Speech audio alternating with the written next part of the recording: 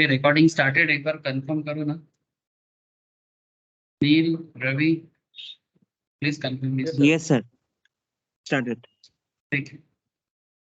अच्छा, again good evening to all of you.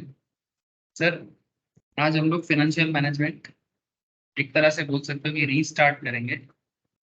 जिन लोगों ने टाइम वैल्यू ऑफ मनी पढ़ चुके हो सर, या फिर फाउंडेशन लेवल में अगर किसी ने मैम के पास कर लिया तो भी चलेगा, और फाइनेंशियल मैनेजमेंट में अगर मेरा टाइम वैल्यू ऑफ मनी का क्लास आप लोग सुन चुके हो तो भी ठीक है। अगर बाई चांस नहीं सुने हो, क्योंकि वहाँ पर फाइनेंस का थोड़ा इंट्रोडक्शन मैं देता हूँ, मैं वो क्लास शेयर कर दूंगा। लेकिन आज मैं टाइम वैल्यू ऑफ मनी पे बात नहीं करूंगा, ठीक है सर, क्योंकि फाइनेंशियल मैनेजमेंट का एक बहुत इंपॉर्टेंट पार्ट होता है टाइम वैल्यू। सर ऐसा मैं क्यों बोल रहा हूँ, मैं आपको समझाता हूँ। क्योंकि हम लोग ना आज बात करेंगे sir source of finance and cost of capital, ठीक है, जो one of the very very important part of financial management है, cost of capital.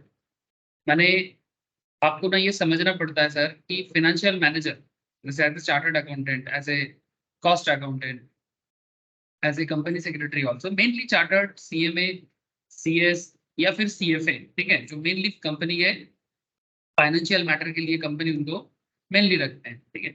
Question is that उसमें क्या है सर कि फाइनेंशियल मैनेजमेंट आप लोगों को क्यों जानना है, क्योंकि कंपनी का फाइनेंस संभालना बहुत इंपॉर्टेंट एक इश्यूज होता है, जिसमें फाइनेंस को संभालना बहुत इंपॉर्टेंट पार्ट है, और उसमें कॉस्ट ऑफ कैपिटल एक बहुत इंपॉर्टेंट पार्ट है।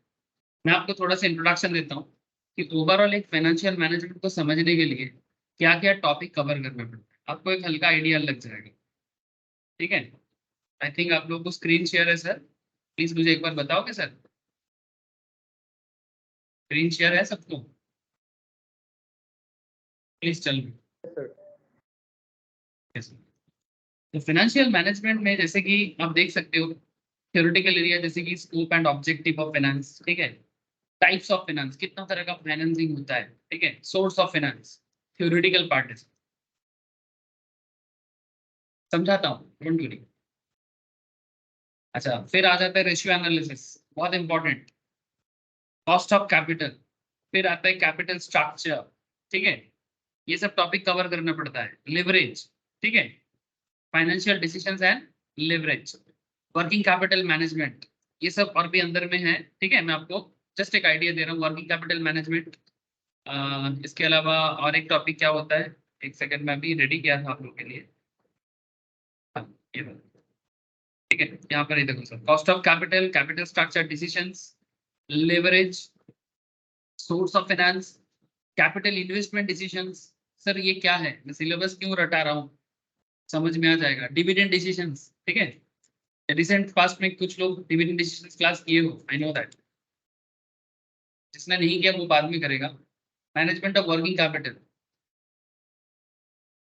ठीक है, ये सब टॉपिक है सर जो आपको एक्चुअली फाइनेंस में समझना पड़ता है। तो इतना अगर कोई समझ लेता है ना, उसके लिए एटलीस्ट मैं आपको इतना बता सकता हूँ कि अगर कोई इतना समझ लेता है तो फाइनेंस में अगर ग्रिप आ जाए ना, आप छोटा हो या बड़ा किसी भी बिजनेस का फाइनेंस को हैंडल कर सकते हो।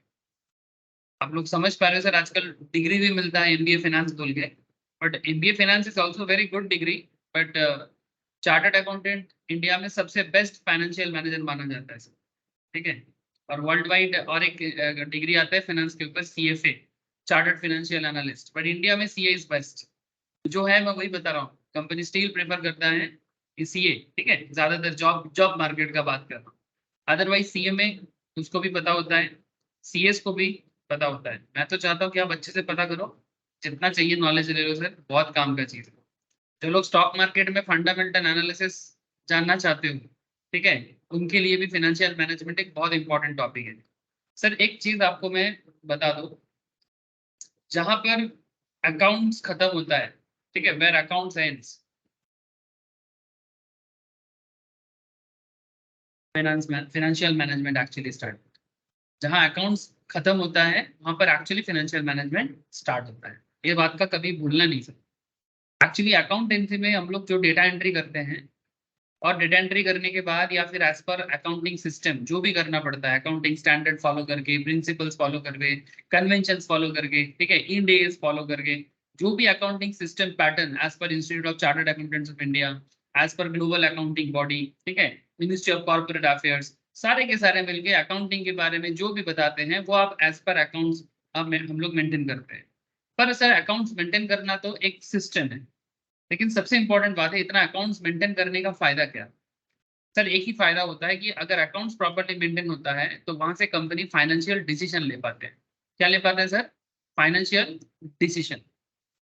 और अगर कंपनी फाइनेंशियल डिसीजन लेना है कंपनी को, तो उसके लिए financial management is very important. मैं आपको एक छोटा सा एग्जांपल देता हूँ, आपको समझ में आएगा। जैसे जब भी कोई किसी कंपनी का एनुअल रिपोर्ट आप चेक करोगे या किसी कंपनी का फाइनेंशियल रिकॉर्ड चेक करोगे, तो फॉर एग्जांपल मैं यहाँ पर एक मतलब रैंडमली पिक कर रहा हूँ सर, ये कंपनी का शेयर मार्केट का एनालिटिकल एरिया है, बट आपको शेयर मार्केट अभी नहीं कराऊंगा सर। शेयर मार्केट क्लास मेरा सुबह चलता है, वो अलग क्लास का डिस्कशन है, तो उसमें शेयर मार्केट से अर्निंग कैसे करना है वो सब बात होता है। मैं यहाँ पर बात करूंगा सर कि एक फाइनेंस मैनेजर होने के नाते अगर आप कंपनी की तरफ से हो या फिर अगर आप इन्वेस्टर की तरफ से हो, ठीक है, आपका दो तरफ हो सकता है। या तो आप कंपनी के पर्सन हो या फिर आप कंपनी के आउटसाइडर्स हो, इन्वेस्टर्स हो, कंपनी में आना चाहते हो, या फिर कंपनी में आपका शेयर होल्डिंग है, आप कंपनी में न्यू शेयर होल्डिंग बनाना चाहते हो, या फिर सोच रहे हो कि आगे क्या करना है। In each and every matter, in each and every matter, चाहे आप इंटरनल पार्टी हो या एक्सटर्नल पार्टी, कंपनी का फाइनेंस आपके लिए जरूरी है। जैसे जब बैंक कंपनी को लोन प्रोवाइड करते हैं, ठीक है, तब भी कंपनी का फाइनेंस चेक करते हैं। अकाउंट्स चेक करने के बाद ना उसका फाइनेंशियल पोजीशंस एनालिसिस करना बहुत बड़ी चीज है सर। आप लोग शायद सोच रहे हो कि सर हमारा तो एक सब्जेक्ट है। सर आप बिलीव नहीं करोगे, यही एक सब्जेक्ट एक कंपनी को बड़ा राजा बनाते हैं और एक कंपनी को कंगाल बना देते हैं। सर क्या बात कर रहे हो सर? ये सर जेन्युइन बात करो, लिख के रखो। अगर आपने कंपनी का फाइनेंस को समझ गए सर, चाहे as an internal party as an external party, जो अपने कंपनी के फाइनेंस को समझ गए और एज पर फाइनेंस को डिसीजन मेकिंग प्रॉपर हो रहा है, तो कंपनी राजा बनेगा। और अगर company as per financial analysis proper decision नहीं ले पा रहे हैं या फिर एनालिसिस में कहीं ना कहीं खोट है, तो वही कंपनी राजा बनने की जगह कंगाल भी हो सकता है।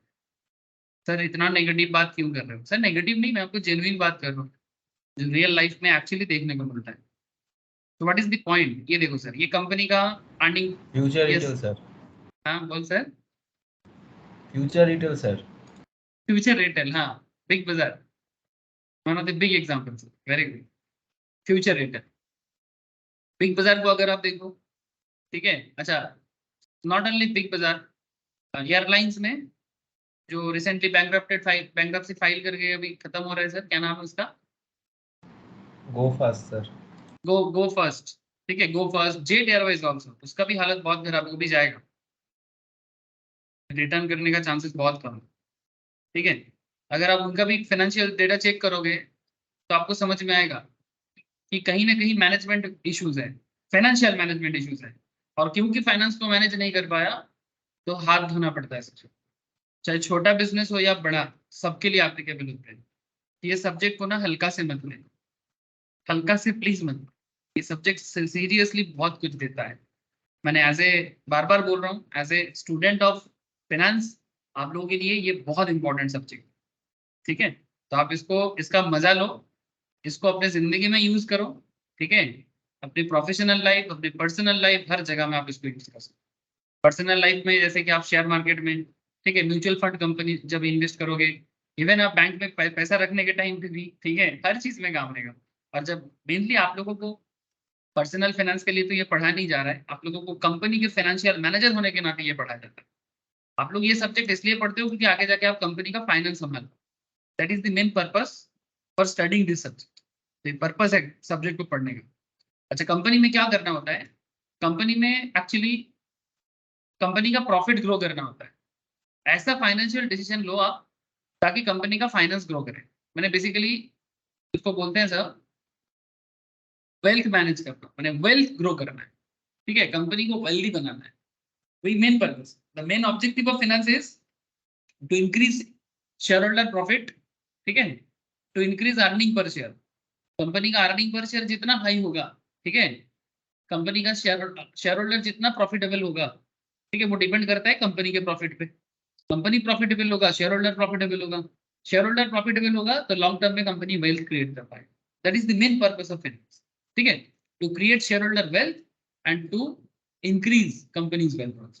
तो ये दो मेन पर्पस लेके फाइनेंस एक्चुअली मार्केट में आता है।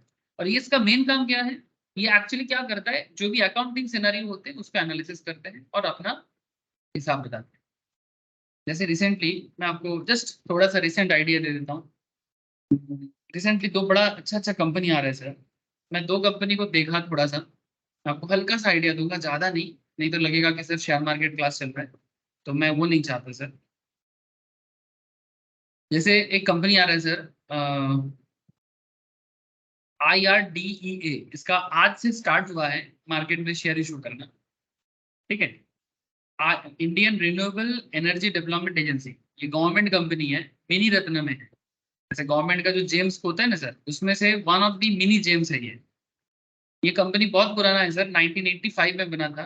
रिसेंटली इसका शेयर का दाम कंपनी मतलब गवर्नमेंट ने रखा 30 से लेकर 32 था কি মনে হচ্ছে কেমন যাবে, আমাকে তো মনে হচ্ছে 10-20% গ্রো করবে আইপিওতে,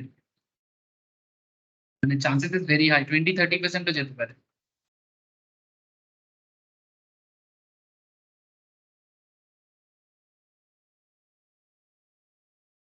হ্যাঁ দাদা, एनालिसिस করেছিস নাকি? ये देखो सर, ये कंपनी बेसिकली रिन्यूएबल एनर्जी को, ध्यान से सुन रहे हो आप लोग, सब कनेक्टेड हो आप लोग, किसी का आवाज नहीं आ रहा है, সবাই কানেক্টেড আছে? हेलो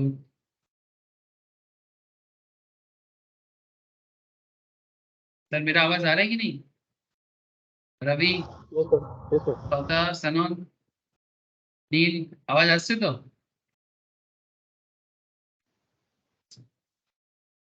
ये देखो सर, ये कंपनी, इसका फिनेंशियल डेटा दिया है, ये अकाउंटिंग डेटा से, कंपनी का बैलेंस शीट से लिया गया, कंपनी का पीएल से लिया गया, ठीक है। तो पीएल बैलेंस शीट से डेटा लिया और फिर उसका फाइनेंशियल एनालिसिस दिया कि कंपनी का पैट क्या है, कंपनी का अर्निंग पर शेयर क्या है। तो ये रिसेंट अर्निंग पर शेयर दिया है सर, 3 टका 78 पैसा पर शेयर होल्डर कमा रहा है, और प्रॉफिट 864 करोड़ का अप्रोक्स कंपनी ने प्रॉफिट आफ्टर टैक्स लिया है। तो इसका बिजनेस फ्यूचर अच्छा है, करंट बिजनेस बहुत स्ट्रॉन्ग मैं नहीं बोलूंगा, क्योंकि रिन्यूएबल एनर्जी सेगमेंट में फाइनेंस करना इसका मेन काम है। और ये करेंटली मार्केट में आ रहे हैं सर 2150 करोड़ के ये। अच्छा, ये जो पैसा मार्केट से मतलब उठाने के लिए आ रहे हैं सर, मैंने 2150 करोड़, ये क्या है सर? सर ये एक सोर्स ऑफ फाइनेंस है, कंपनी को पैसा का जरूरत है, समझ रहे हो सर आप बात? ये देखो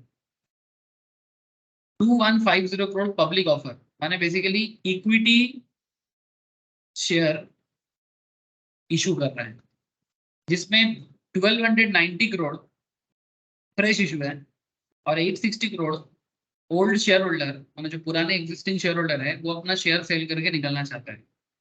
सो ओवरऑल 2150 करोड़ कंपनी को चाहिए, जिसके लिए कंपनी मार्केट से फाइनेंस, ठीक है, ये फाइनेंस है और ये सोर्स ऑफ फाइनेंस है, इसको बोलते हैं इक्विटी फाइनेंस, ठीक है, इसको बोलते हैं इक्विटी फाइनेंस। तो बेसिकली कंपनी का जरूरत है, इसीलिए कंपनी मार्केट से रेज करने के लिए आईपीओ इशू कर रहा है।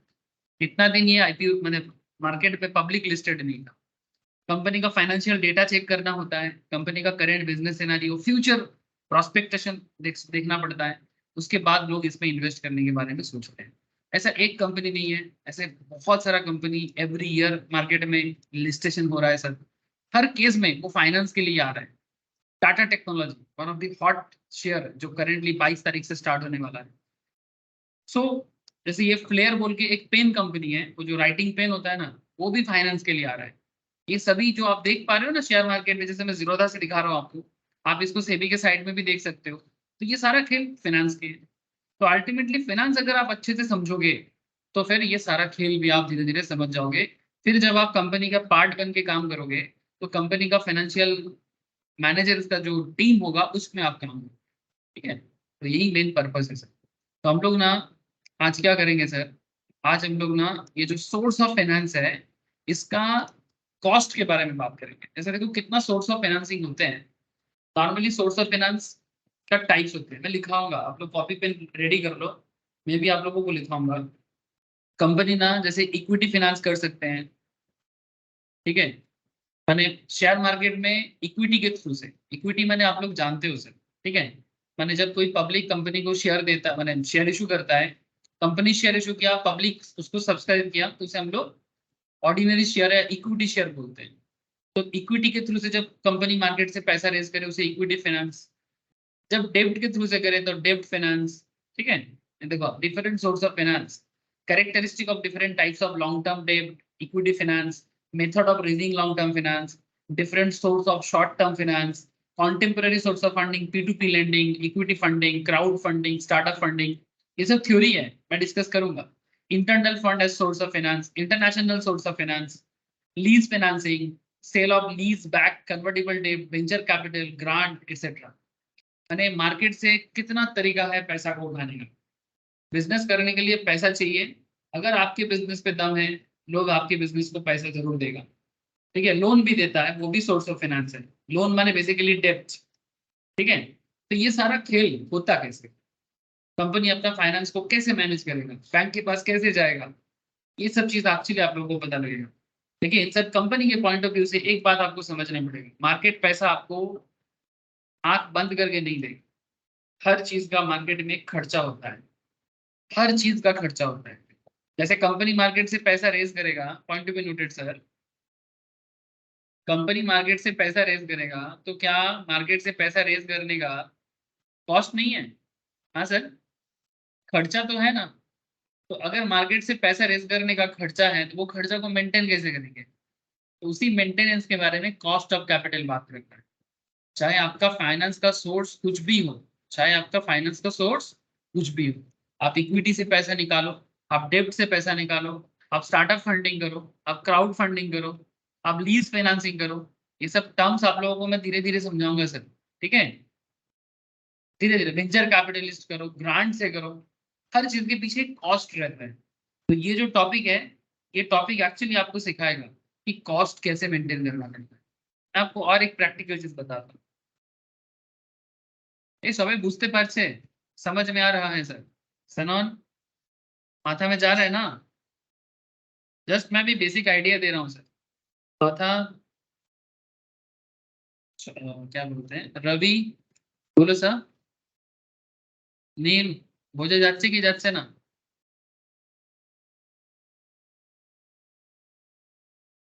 अभी तक जो भी मैं बात कर रहा हूँ आप लोगों के साथ, क्या बात समझ में आ रहा है?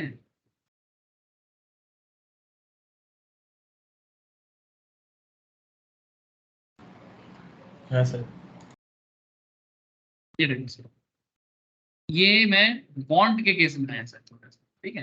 कॉस्ट मैंने हर चीज का एक कॉस्टिंग होता है, उस कॉस्टिंग के बारे में समझने के लिए। जैसे देखो कंपनी मार्केट में बॉन्ड इशू करता है, जो लोग कंपनी लॉ का क्लास कर चुके हैं उनको बहुत अच्छे से पता है कि बॉन्ड क्या होता है, ठीक है।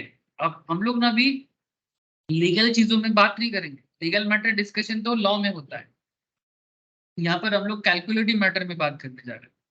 जैसे आप देखो कि मार्केट में ढेर सारे कंपनी, सरकारी मैंने प्राइवेट कंपनी हो या पब्लिक कंपनी, ठीक है, मैंने गवर्नमेंट कंपनी हो या प्राइवेटली कंट्रोल्ड कंपनी हो, ये देखिए हार्डको ये सरकारी है, एनएचएआई गवर्नमेंट कंपनी है, एनएचएआई, आरईसीएलटीडी, नाबार्ड, ठीक है, बहुत सारे और भी है।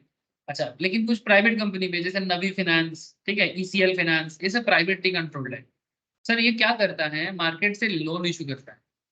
माने इनको चाहिए लोन, तो कौन इनको लोन देगा? पब्लिक इनको लोन देगा, कोई बड़ा कंपनी लोन देगा, म्यूचुअल फंड कंपनी भी इनको डायरेक्टली यहाँ पर इन्वेस्ट करेगा। बदले में ये कंपनी उनको कूपन कूपन पेमेंट करेगा, माने बेसिकली इंटरेस्ट पेमेंट करेगा। क्या पेमेंट करेगा सर? इंटरेस्ट पे करेगा। ध्यान से सुनना बात को। तो सर ये जो इंटरेस्ट पेमेंट करेगा ना, जैसे देखो 9%, अगर आप आज आरईसीएल का बॉन्ड परचेस करते हो मार्केट से, इसका फेस वैल्यू तो 1000 टका है, बट अगर आपको लेना है तो इसका 1135 का, ये ट्रेडेड लास्ट ट्रेडेड वैल्यू है इसका। मैं ट्रेड वैल्यू पे भी बात नहीं करूंगा, मैं बस आपको इतना बोलूंगा कि मिनिमम एक इन्वेस्टमेंट आपको करना पड़ता है बॉन्ड में, मे बी 100 बॉन्ड लेना पड़ता है या 1000 बॉन्ड लेना पड़ता है, कम से कम 1 लाख का इन्वेस्टमेंट, ठीक है। तो आपको बदले में ना एक एनुअल इंटरेस्ट मिलेगा, और ये जो इंटरेस्ट कंपनी आपको पे करेगा ना, कंपनी के पॉइंट ऑफ व्यू से सोचना, मैं बोल रहा हूँ कि इन्वेस्टर को मिलेगा तो कंपनी पे करेगा। अगर इन्वेस्टर को ये पैसा मिलेगा 8.71%, 9.05%, 10.50%, अगर इन्वेस्टर को मिलेगा तो कौन पे करेगा? ऑब्वियसली कंपनी पे करेगा। तो कंपनी के लिए ना ये कॉस्ट है, this is cost to the company. Now point is that अगर ये सब कंपनी के लिए कॉस्ट है तो ये कंपनी कैपिटल रेज करने का खर्चा उठा रहा है, क्योंकि कंपनी को मार्केट से पैसा चाहिए। और ये देखो ये पैसा मिनिमम एक लॉट में 1 लाख कम से कम देना पड़ता है। एक लॉट में कम से कम 1 लाख। जैसे रिसेंटली मैंने एक परचेस किया था, देखता हूँ कि अगर अभी भी एडवर्टाइजमेंट अवेलेबल है तो मैं आपको दिखाता हूँ। क्या आपका क्या नाम है कंपनी का? बॉन्ड, वो नाम भूल रहा हूँ। मेमोरी आजकल बहुत खराब काम कर रहा है। नहीं, इंडिया बुल। इंडिया बुल का एक बॉन्ड आया था, कुछ दिन पहले ही लिया था, साल हो गया इसको। इंडिया बुल बॉन्ड, ये देखो सर, ये इंडिया बुल हाउसिंग का, ये आईसीआईसी डायरेक्ट भी शो कर रहा है। अगर आप इंडिया बुल के साइट में जाओगे वहां पर भी आपको मिलेगा पब्लिक इशू रिडीमेबल एनसीडी, ठीक है, नॉन कन्वर्टेबल डिवेंचर। ये इंडिया बुल जो एक कंपनी है, होम लोन कंपनी है, ये मार्केट में रेज उठा है 10% के आसपास। ये पब्लिक को 9-10% के आसपास इंटरेस्ट भी पे किया था। ये देख सकते हो आप यहाँ पर, इसका यील्डिंग हर चीज आपको देखने को मिलेगी। जैसे देखो इंडिया बुल का क्या बता रहा है, 9.15%, ठीक है। इसमें ये देख सकते हैं India bull housing finance limited 9.15%। ये बॉन्ड है सर। ये देखो कूपन रेट है 9.15, मैंने इंटरेस्ट है, फेस वैल्यू दे रहा है आपको, मैच्योरिटी डेट 2027 में मैच्योर होगा। नेचर ऑफ बॉन्ड सिक्योर बता रहे हैं, ठीक है। कितना समय के लिए? 3 साल 11 महीना 7 दिन के लिए आप इन पे दे सकते हैं। अच्छा, ये इन्वेस्टर के एंगल से अगर सोचो तो ये एफडी का ऑल्टरनेटिव है। जैसे हम लोग बैंक वगैरह में एफडी रखते हैं ना, आप एफडी की जगह आप एफडी की जगह इस सब चीजों में इन्वेस्ट कर सकते हो, आपको ज्यादा मिलेगा। बैंक आपको 7% देगा, 7.5% देगा, आपको और भी 1.5-2% ज्यादा मिलेगा, 2.5% ज्यादा मिलेगा। लेकिन ऑब्वियसली क्योंकि प्राइवेट कंपनी है, प्राइवेट फार्म है, तो थोड़ा रिस्क भी है, ठीक है, क्योंकि कंपनी डूब जाए तो थोड़ा चिंता तो होता है, ठीक है। लेकिन फिर भी उतना भी रिस्की नहीं है, ठीक है, लेकिन risk factor is there, risk factor is there. Now point is that sir, investor इसको सोचते हैं कि भाई हम जैसे आप देख रहे हैं कितना बता रहे हैं। अगर कोई कैलकुलेटर दिया है, ये 1 करोड़ के हिसाब से बोला, 1 करोड़ के हिसाब से अगर कोई 3 साल 11 महीने के लिए इन्वेस्ट करता है तो उसका इंटरेस्ट गेन हो जाएगा 1 करोड़ इन्वेस्ट करके, ये हो जाएगा सर 1,03,61,779, ये इंटरेस्ट मिलेगा, ठीक है। इसका कैपिटल गेन हो सकता है 41 रुपीज का, इंटरेस्ट यील्डिंग है उसका 11.08%। नाउ ये इन्वेस्टर के एंगल से है, यही चीज कंपनी के लिए कॉस्ट हो सकता है। यही चीज कंपनी के एंगल से देखो तो कॉस्ट हो सकता है, मतलब कॉस्ट है, और हम लोग उसी कॉस्ट को कैलकुलेट करना सीखेंगे। ऐसे सिर्फ इंडिया बुल नहीं, और भी कंपनी है मार्केट में जो रेगुलर बेसिस में ये सब चीज करता रहता है। मैं आशा करता हूँ कि आप लोगों को मैं एक बेसिक आइडिया दे पा रहा हूँ, ठीक है, कि रियल लाइफ में ये सब चीजें कहाँ देखने को मिलता है। चलो एक काम करते हैं, बहुत आइडिया मिला आप लोगों को, ठीक है। अब मैं डायरेक्टली आता हूँ सर कॉपी किताब में, अब लिख लिख के ये सब चीज को समझ में।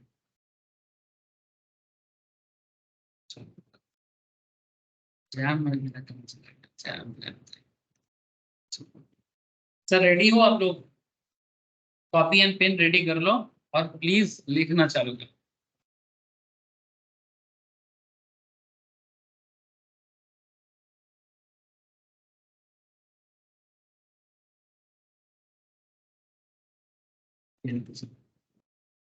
कॉस्ट ऑफ कैपिटल में ये नोट मैं शेयर कर लूंगा आप सबके साथ। कॉस्ट ऑफ कैपिटल में बेसिकली कितना सारा सोर्स है, देखो cost of debt, cost of preference shares, cost of equity, cost of retained earning, ये सब कैलकुलेशन टेक्निक है। मैं धीरे धीरे आपके साथ डिस्कस करेंगे कि कंपनी किस तरह से मार्केट से फाइनेंस करते हैं। Combination of cost on weighted each source of capital, जैसे WACC कहते हैं, weighted average cost of capital. सारा सोर्स को जब एक साथ कैलकुलेट किया जाता है तो कंपनी को ना एक एवरेज आइडिया मिलता है। इस एवरेज आइडिया को WACC या फिर प्यार से कभी कभी KC भी कहा जाता है। क्या कहा जाता है सर?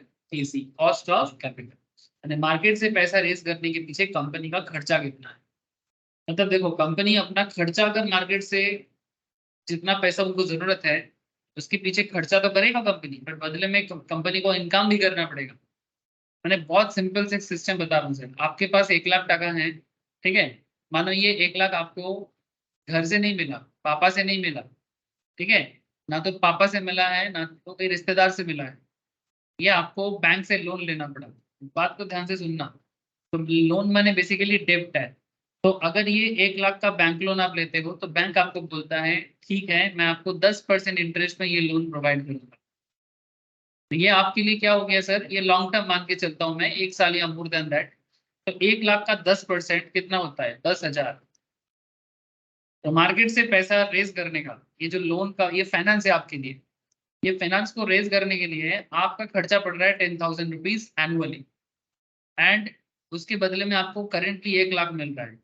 ये 1 लाख एक्चुअली आप क्या करोगे, ये 1 लाख आप घर पे देखने के लिए थोड़ी ले रहे हो, ये बिजनेस पे इन्वेस्ट करोगे सर, ठीक है। तो इन्वेस्टमेंट करके आपको आपने फाइनेंस कर लिया, ठीक है।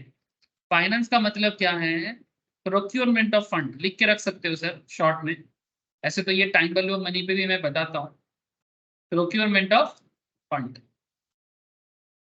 ये 1 लाख जो आपने जुगाड़ किया, और इसको जब आप इन्वेस्टमेंट करोगे तो यही 1 लाख इन्वेस्ट करके आपको इनकम करना पड़ेगा। जिसे हम लोग कहते हैं इन्वेस्टमेंट, और बदले में आपको चाहिए रिटर्न, ठीक है। तो रिटर्न आपको कम से कम इससे ज्यादा चाहिए। मतलब मैं मान के चलता हूँ कि आप 15% इनकम करो, तो 15,000 आप इनकम करो सर। तो आपका R इक्वल्स टू 15,000 माना, और KC इक्वल्स टू 10,000 माना। माने मार्केट से कैपिटल रेज करने का कॉस्ट है 10,000, दैट इज 10%, और इन्वेस्ट करके रिटर्न कमाने का आपका 15%, ठीक है। सो अगर आपने R ग्रेटर देन KC, ये अगर आप अचीव कर लेते हो, ठीक है, अगर ये आप अचीव कर लेते हो तो आप एक सक्सेसफुल सिनारियो में रहोगे। बट अगर आप R ग्रेटर देन KC नहीं कर पाते तो आप प्रॉब्लम में फंस जाओगे। मैंने भाई 15,000 कमा के 10,000 रिटर्न दे सकता हूँ, 5,000 में खुद के लिए रख सकता हूँ, है ना। लेकिन अगर मैं 15,000 अर्न नहीं कर पाता, मैंने बेसिकली कॉस्ट ही मैं मार्केट से नहीं उठा पाता, तो कहीं ना कहीं मेरा बिजनेस चिंता में पड़ जाएगा। हेलो सर, आप लोगों का कोई आवाज मुझे नहीं आ रहा है, मुझे प्लीज बीच में थोड़ा बताओ सर, मुझे भी थोड़ा मोटिवेशन मिलता है, रिटर्न मिलता है मेरे को। क्या आप लोग समझ पा रहे Yes, हो sir. सर, है ना। This is the very basic concept of finance, ठीक है। और यही चीज जब आप लोग बड़े पैमाने में करोगे ना, in big picture, in big picture जब कंपनी के लिए करोगे तो आपको इसी चीज को मैनेज, मैंने in simplest way 1 lakh income, मतलब इनकम 1 लाख का लोन लिया, बिजनेस पे इन्वेस्ट किया, 15% रिटर्न कमाया, 10% बैंक को दिया, तो बीच का 5,000 या 5% मेरा अर्निंग है। तो आपका टारगेट ऑलवेज यही होना चाहिए, R should be greater than KC। जब जब जब आपका टारगेट फुलफिल नहीं होगा, आपको फिर से फाइनेंशियल एनालिसिस करना पड़ेगा कि भाई क्या प्रॉब्लम है।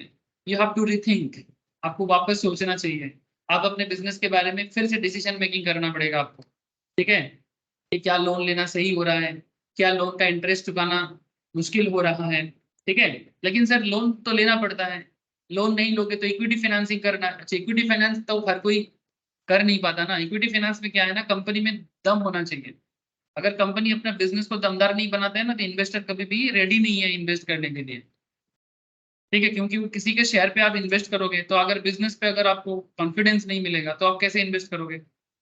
तो ये वेरी बेसिक बेसिक क्वेश्चन, ठीक है, बेसिक बेसिक क्वेश्चन का आपको जवाब मिलेगा।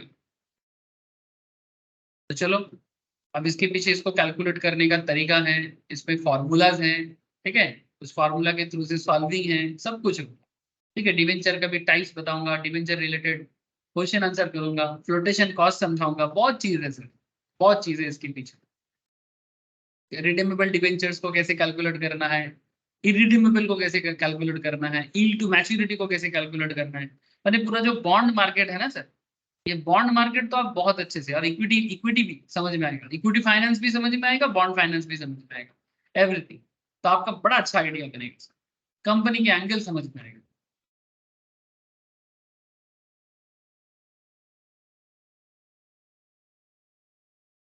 कॉन्सेप्ट एकदम पहले दिन से क्लियर रखो सर, कॉन्सेप्ट क्लियर रहेगा, बाद में रिविजन्स भी करोगे ना आपको आसान लगेगा, बट कॉन्सेप्ट में गड़बड़, रिविजन्स में गड़बड़, हर चीज में गड़बड़।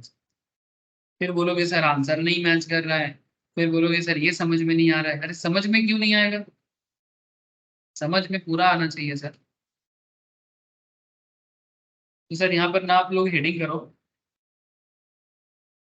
Financing decisions.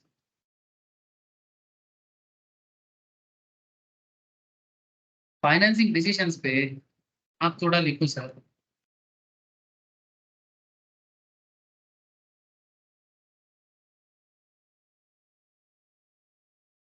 Procurement of,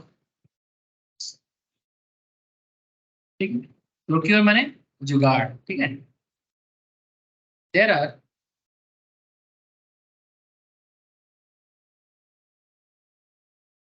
four issues mainly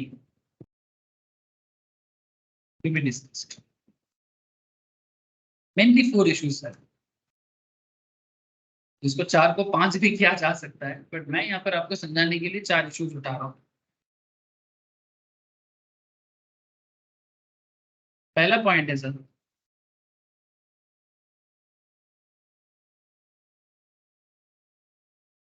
how do you compute the cost of pay long term source of finance, long term source of finance, इसके पहला क्वेश्चन, इसका जवाब ढूंढना है। Second,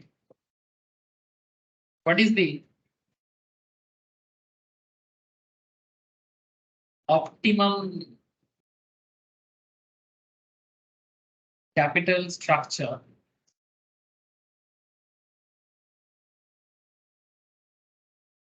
that is debt equity ratio। देखो sir, best debt equity ratio, best company के लिए best debt equity ratio क्या है। तीसरा, third important matter,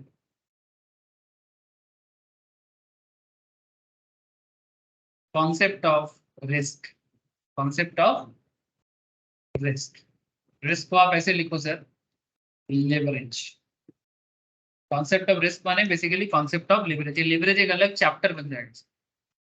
and fourth point, various source of finance. जो थ्योरी है मैं बीच में एक दिन ले लूंगी सर, थ्योरी, ठीक है, वेरियस सोर्स ऑफ फाइनेंस, ठीक है, various source of finance, long term and short term, long term as well as short, ठीक है, लॉन्ग टर्म भी short term, mainly theory, mainly theory.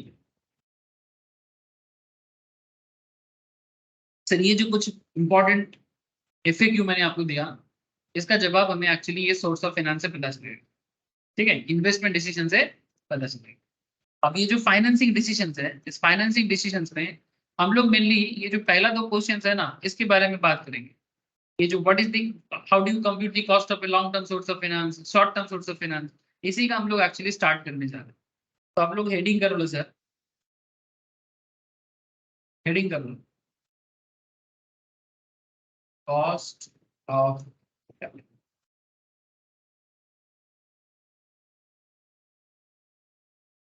Cost of, ठीक है sir, मैंने पीछे किया, देख लो सर।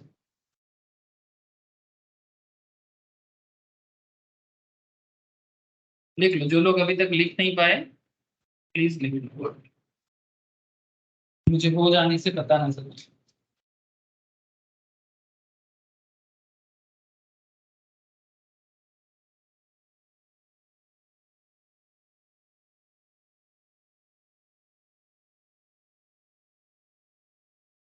हो गया सर? ओके, एक सेकेंड होल्ड करो, अभी मूव ऑन करता हूँ सर।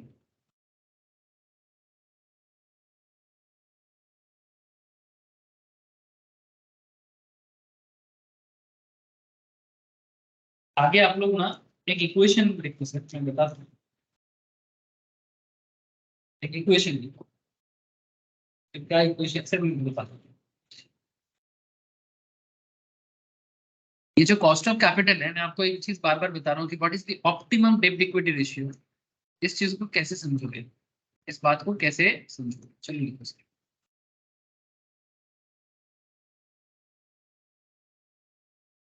अपना एक काम करो, एक हेडिंग करो, डी बाई इक्वल्स टू 2/1। ऐसे तो ये बहुत स्टैंडर्ड है। बिजनेस हमेशा ये चाहते हैं कि भाई मेरे पास अगर 2 भाग डेब्ट है, 1 भाग इक्विटी है, ठीक है। तो मैं मान के चलता हूँ कि आपके पास 2 भाग डेब्ट है, 1 भाग इक्विटी है, ठीक है। इक्विटी माने ओन सोर्स, माने शेयर होल्डर का पैसा, प्रोमोटर का पैसा। डेब्ट माने लोन का पैसा, बैंक से जो आपने लिया। सर अच्छा क्या होता है सर? दोनों अच्छे होते हैं। परसेप्शन ना बनाओ कि लोन खराब है। एक एक नॉर्मल एक कॉमन अंडरस्टैंडिंग होता है कि लोन बुरा होता है। नहीं सर, अगर बिजनेस करना आता है ना, बात को ख्याल करना मैं जो बोल रहा हूँ, अगर बिजनेस करना आता है तो लोन बुरा नहीं है। पर अगर बिजनेस करने में एक्सपर्टीज कहीं ना कहीं छूट जाते हैं, तो शायद अभी लोन आपके लिए बुरा हो सकता है, ठीक है। It's all about business. Cost of capital, sorry cost of डेब्ट, थोड़ा लिखो सर। कॉस्ट ऑफ डेब्ट इक्वल्स टू 12%। ये मैं एग्जाम्पल फॉर्म कर रहा हूँ। And cost of equity equals to say for 15%। Sir obviously equity share holder थोड़ा ज्यादा के लिए आता है हमेशा, ठीक है। अगर अगर 10-12% होता तो बैंक में ही रख लेता। बैंक 7-8% देता है, बॉन्ड में उनको 10-12% मिलना चाहिए होता है। तो डेब्ट स्टैंडर्ड में मैंने 12% माना और इक्विटी मैंने 15% माना, एकदम स्टैंडर्ड रेट लिया। शेयर मार्केट में इन्वेस्ट करके अगर आप 15% कमाते हो ना, तो ठीक है सर, खराब नहीं है। मैं तो बोलूंगा कि और ज्यादा करो, एटलीस्ट 20-25% तो कमाना चाहिए, obviously if you have expertise. But अगर कोई 15% कमाते हैं, आप अपने आप को सक्सेसफुल मान सकते हो, कोई प्रॉब्लम नहीं है। बैंक से डबल मिल रहा है ना आपको। If you can earn double more than, मैंने बैंक से अगर आप ज्यादा कमा रहे हो, बैंक अगर आपको 7% एफडी में दे रहा है, पोस्ट ऑफिस आपको 7.5% दे रहा है, नेशनल सेविंग सर्टिफिकेट आपको 7.5 दे रहा है, तो अगर आप 15% कमाते हो मार्केट से, इट्स बेहतरीन, obviously one of the very good expertise. और मैं तो बोलूंगा कि मेरा हर स्टूडेंट को इतना आना चाहिए।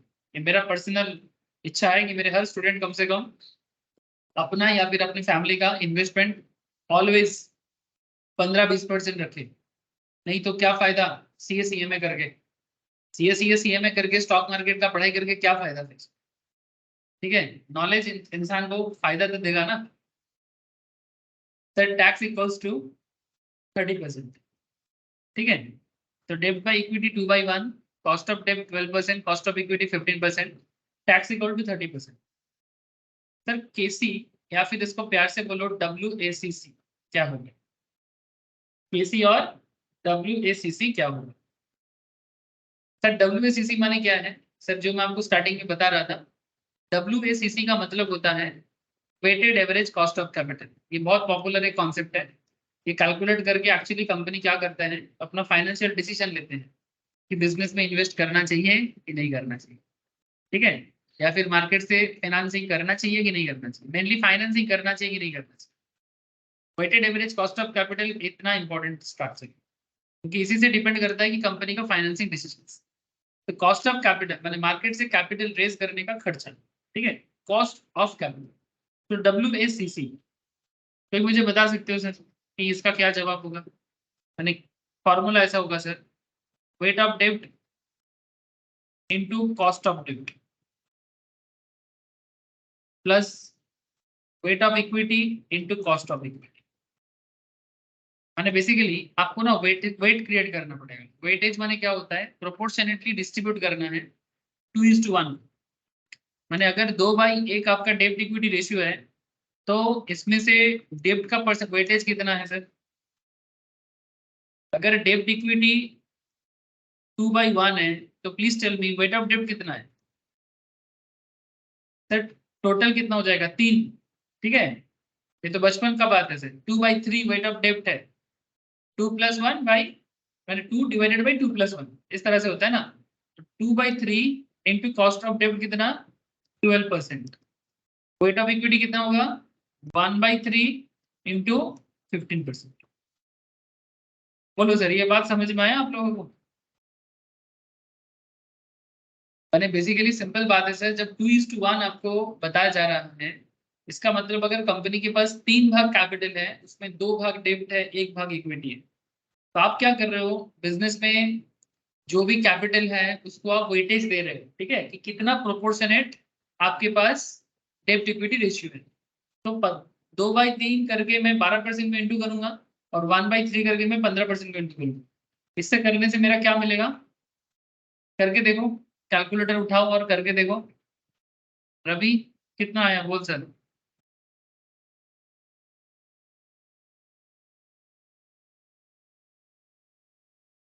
अच्छा, यहाँ पर ना एक चीज मैं शायद नहीं बोला, কথা করেছিস নাকি? কত এসছে?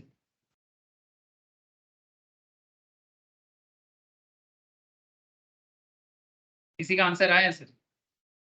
इसको सॉल्व करके कोई आंसर मिला? 2/3 इंटू 12%। 10.6% सर। কত হয়েছে? 10.6। হ্যাঁ স্যার। 12% পুরো 10.6 আসছে।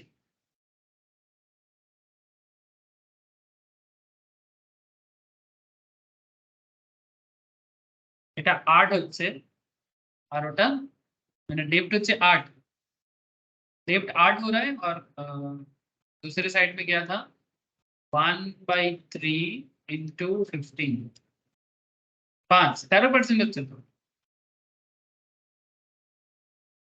8 + 5 = 13% कॉस्ट ऑफ कैपिटल। बट यहाँ पर एक गड़बड़ हुआ सर, मैं बताता हूँ। सर वो 8 होगा ना 0.08 होगा। हाँ बोलो। ये 2/3 इंटू 12%। 0.08 कौन सा होगा सर? ये 2/3 इंटू 12%। हाँ, 2/3 इंटू 12% करो ना। अरे मैंने बेसिकली ये परसेंटेज को मैंने कैलकुलेट करने का जरूरत नहीं है, ये तो जस्ट मैंने लिखा। 12% करने का जरूरत नहीं है। ये बेसिकली 12 आप डायरेक्ट परसेंटेज बिठाओगे ऐसे करके आ जाएगा। परसेंटेज कैलकुलेटर में टाइप करने का जरूरत नहीं, कैलकुलेटर में परसेंटेज टाइप करने का जरूरत नहीं है सर। यहाँ पर ना मैंने एक चीज गड़बड़ किया। স্যার ওটা 12 কি করে হবে স্যার? আপনি তো ট্যাক্সটা বাদই দিলেন না। विदाई तो थैंक यू सर, वही मैं बोल रहा हूँ। तो यहाँ पर मैंने एक गड़बड़ किया। गड़बड़ क्या है कि ये जो 12 है ना सर, ये 12 यहाँ पर नहीं आएगा। सर क्यों? इसी को मैं बताऊंगा ना। इसके पीछे एक बहुत इंटरेस्टिंग कॉन्सेप्ट है सर। कॉन्सेप्ट क्या है कि ये जो टैक्स है ना, ये टैक्स इसमें बोला है 30%, और इस टैक्स के कारण ये केडी का वैल्यूएशन 12 नहीं होगा। ये 12 नहीं होगा तो फिर क्या होगा सर? ये 12 ना होके 8.4 होगा, राइट? तो हाँ sir, interest rate into 1 - t में समझाता हूँ सर। इसे कहते हैं पोस्ट टैक्स केडी। मैं पहले बता रहा हूँ, आप पहले सुनो, फिर बाद में मेरे को जवाब देना। यानी जो समझ में नहीं आएगा तो मुझे बोलना। पोस्ट टैक्स केडी, पोस्ट माने टैक्स देने के बाद का कॉस्ट ऑफ डेब्ट। अब आप बोलोगे कि sir post tax pre tax कुछ दिमाग में नहीं जा रहा। सर मैं बोला ना, थोड़ा समय को। तो यहाँ पर पोस्ट टैक्स केडी कितना है? मैंने 12% आपका एक्चुअली डिवेंचर का इंटरेस्ट है या बॉन्ड का इंटरेस्ट है। इसको 12 इंटू 1 - 0.3 लो। 0.3 माने टैक्स 30% है ना, तो 30/100 करने से 0.3 आता है। तो 12 इंटू 1 - 0.3 करने से कितना आ जाएगा? 0.7 होगा। 0.7 12 इंटू 0.7 माने एक्चुअली 8.4 होगा। अब ये 8.4 यहाँ पर पुट होगा। ये 12 गलत है सर, इसको काटो। ठीक है, काट के ही करो, कोई दिक्कत नहीं है। ये 8.4 होना चाहिए। तो 2/3 इंटू 8.4 प्लस 1/3 इंटू 50। और प्लीज अब मुझे बताओ, ये गलत है, ये जो है ना ये गलत है सर, ये गलत है, तो सही क्या होगा? सही होगा 2/3 इंटू 8.4, तो ये हो जाएगा 5.6 प्लस इधर 13 था, 5 था, वो 5 ही रहेगा। ये वाला 5 था वो ठीक है, इसमें कोई प्रॉब्लम नहीं है, इसमें प्रॉब्लम है। तो आपका हो जाएगा 10.6%। दादा व्हाट इज द रीजन दादा? একটু বলে দিই সবাইকে দেখি क्या रीजन था इसमें। স্যার ট্যাক্সটা সবসময় ট্যাক্সের জন্য মানে ডেপ্ট থাকলে ট্যাক্সটা কম হয়, আর ইকুইটিটা ট্যাক্সের পোস্ট ট্যাক্স আইটেম, তাই দুটোকে একসঙ্গে করার জন্য একটাকে ট্যাক্সের এদিকে নিয়ে আসতে হবে। Okay sir, very good sir. अब मैं समझाता हूँ सर, तो आपको कॉन्सेप्ट क्लियर है, आप लोग भी थोड़ा क्लियर कर लो। वेरी गुड दादा।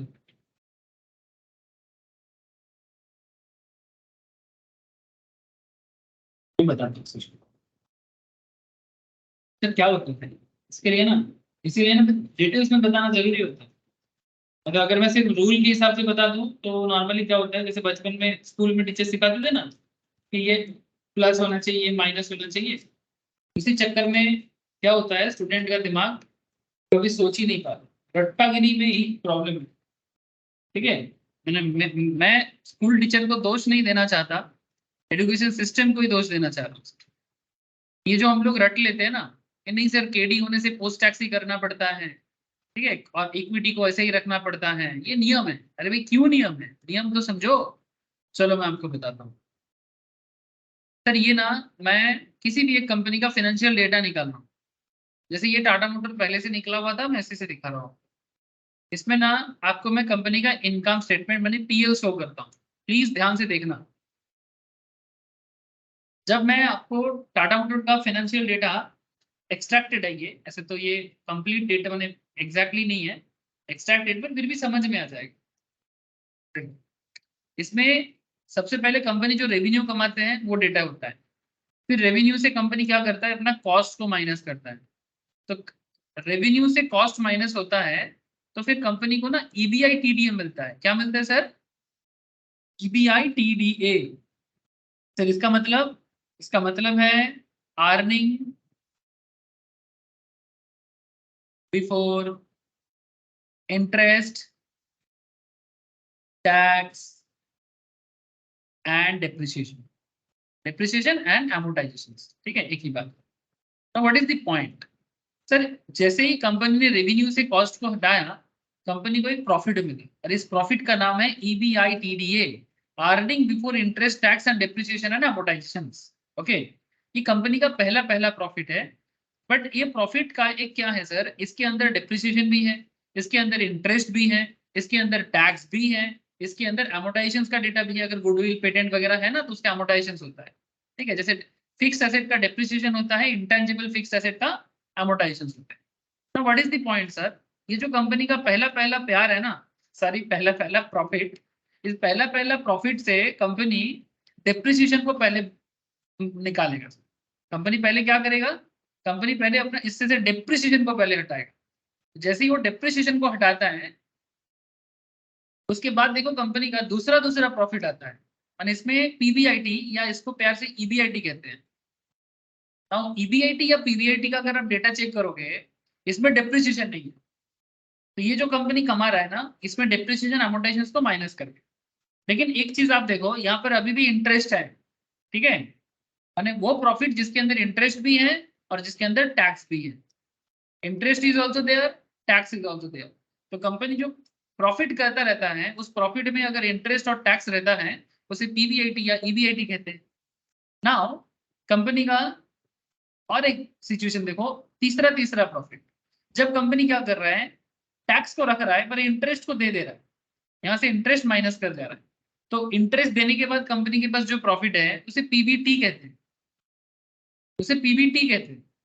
और पीबीटी के बाद कंपनी जब टैक्स पे कर देता है, फिर कंपनी को नेट इनकम या पैट मिलता है, प्रॉफिट आफ्टर टैक्स और नेट इनकम।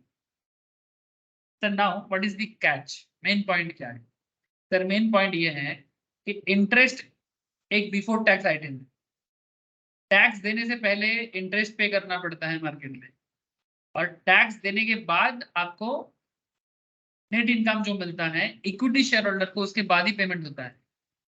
ये जो अर्निंग पर शेयर होल्डर है, अर्निंग पर शेयर का जो पेमेंट है ना, ये पेमेंट शेयर होल्डर का पेमेंट है। ये शेयर होल्डर का पेमेंट पैट से जाता है, पीबीआईटी से नहीं। तो माने कंपनी जो भी इनकम करते हैं, जैसे यहाँ पर टाटा मोटर्स अगर यहाँ पर 29,000 करोड़ कमाया है, 29,000 करोड़ से सबसे पहले इंटरेस्ट पे करेगा। अगर आप यहाँ पर क्लिक करोगे, सॉरी ये देखो एक second, PBT, PBIT, depreciation, amortisation, taxes, ये देखो अगर कंपनी ने 29,000 करोड़ इनकम किया है ना, तो उसमें से 10,000 करोड़ का इंटरेस्ट पे किया है, फिर जाके पीबीटी मिला, और फिर जाके कंपनी 3,000 करोड़ का टैक्स दिया, और फिर जाके जो बचा वो शेयर होल्डर को डिस्ट्रीब्यूट हुआ। तो पॉइंट यही है कि इंटरेस्ट एक बिफोर टैक्स आइटम है और इक्विटी एक आफ्टर टैक्स आइटम है। ये बात समझ में आया Ravi? Ravi, Shannon, please tell me sir. Neel, हो जाए अच्छे, प्लीज थोड़ा बताओगे sir. Yes, sir. Yes, sir. ठीक है, तो इंटरेस्ट एक बिफोर टैक्स आइटम है। आपको टैक्स इंटरेस्ट जो है ना, वो टैक्स देने से पहले आपको इंटरेस्ट पे करना पड़ता है, और शेयर होल्डर का इनकम उसके बाद होता है। सो दोनों का कैरेक्टर अलग है, एक बिफोर टैक्स आइटम है, एक आफ्टर टैक्स आइटम है। तो हम लोग यहाँ पर जो कॉस्ट ऑफ इक्विटी या फिर कॉस्ट ऑफ डेब्ट कैलकुलेट करने बैठे हैं सर, इसमें भी वही खेल हमको मेंटेन करना पड़ेगा। इसीलिए मैंने जो स्टार्टिंग में किया था 12% का कॉस्ट लेके, उसको थोड़ा सा रेक्टिफाई करना पड़ा। क्यों? क्योंकि अगर क्वेश्चन में 12% कॉस्ट ऑफ डेब्ट दे देता है ना सर, 12% डेब्ट दे देता है, तो क्वेश्चन गलत नहीं है। आपको क्या करना है, अगर क्वेश्चन साइलेंट है, क्वेश्चन ने कुछ बोला नहीं, तो you need to change it in after tax. ठीक है, इसीलिए देखो सर, मैं यहाँ पर कॉस्ट ऑफ डेब्ट 12% क्वेश्चन में बोला था, फिर उसको बाद में पोस्ट टैक्स केडी में कन्वर्ट कर। सर आप बोलोगे सर क्यों कन्वर्ट करना है? क्योंकि दोनों अलग अलग हिसाब हो जाएगा, क्योंकि इक्विटी ऐसे ही आफ्टर टैक्स आइटम है, इक्विटी तो ऐसे ही आफ्टर टैक्स आइटम है।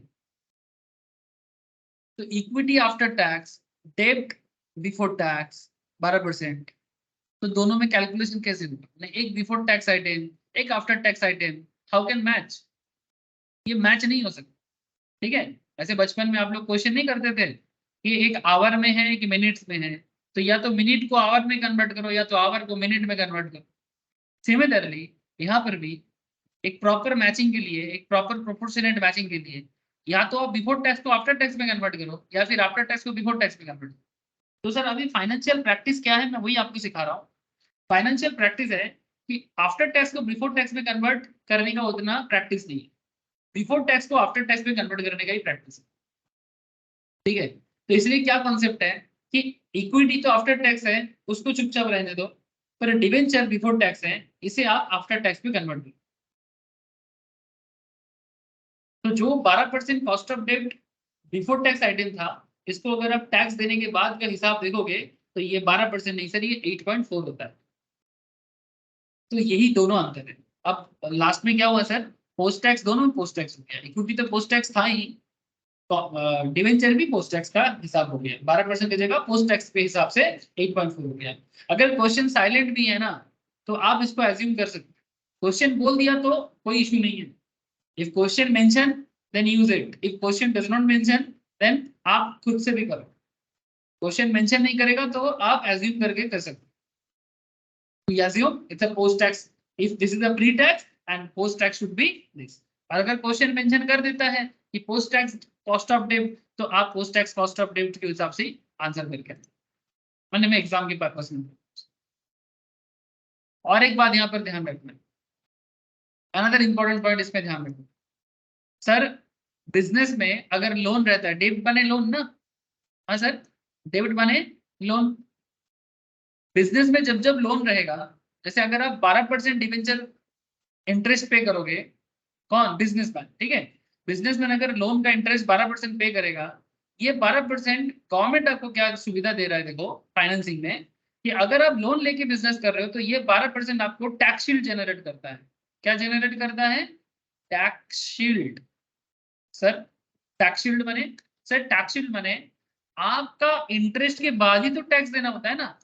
तो बिजनेस में जितना ज्यादा इंटरेस्ट रहेगा, point to be noted sir, business में जितना ज्यादा इंटरेस्ट होगा टैक्स लायबिलिटी उतना कम हो जाएगा। माने उतना माने वो ऑटोमेटिक टैक्स लायबिलिटी को कम कर देगा।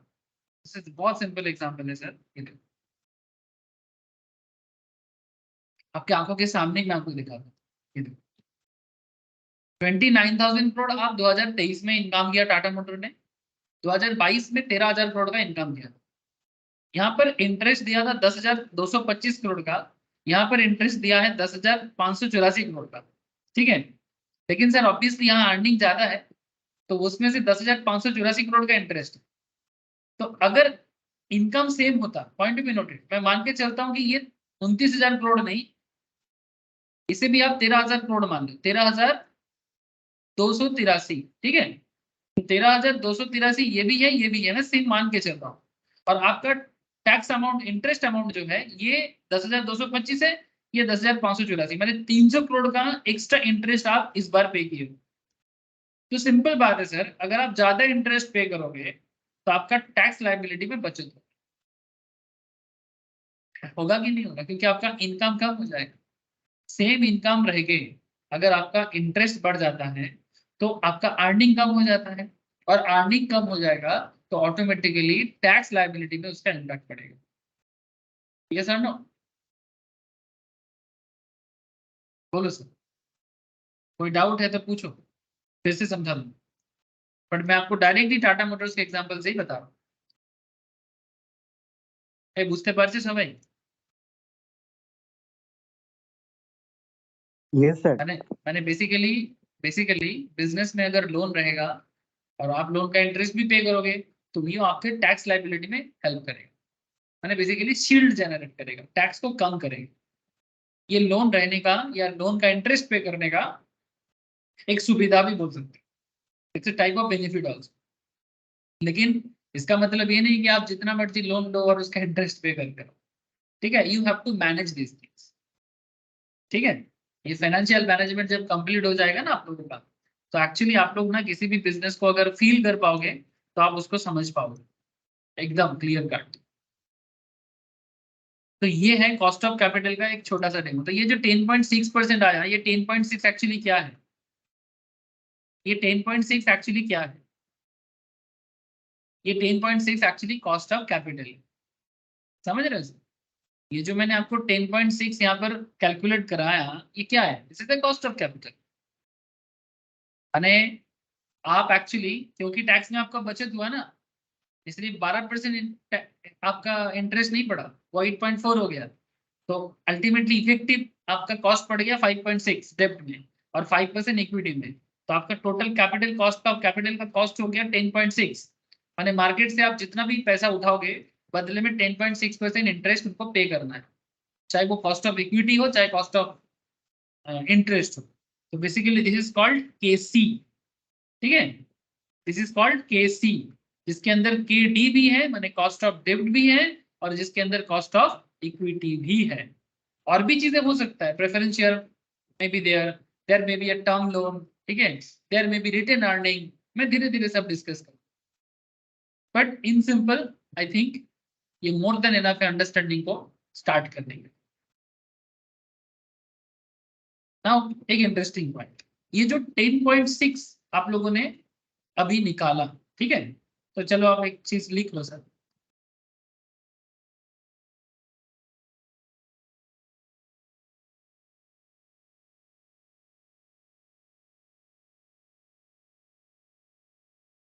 एक छोटा सा पॉइंट लिखो, capital refers to the long term source of finance।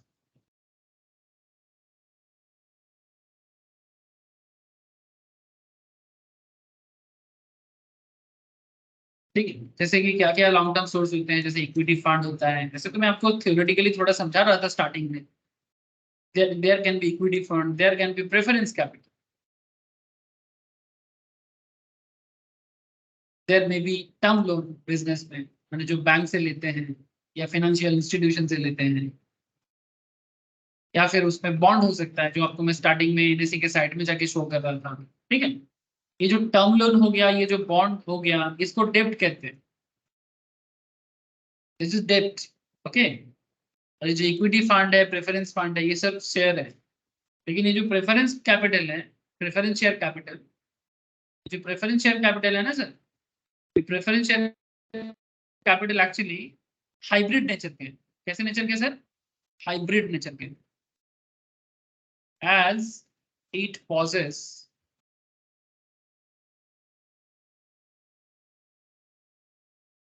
the character of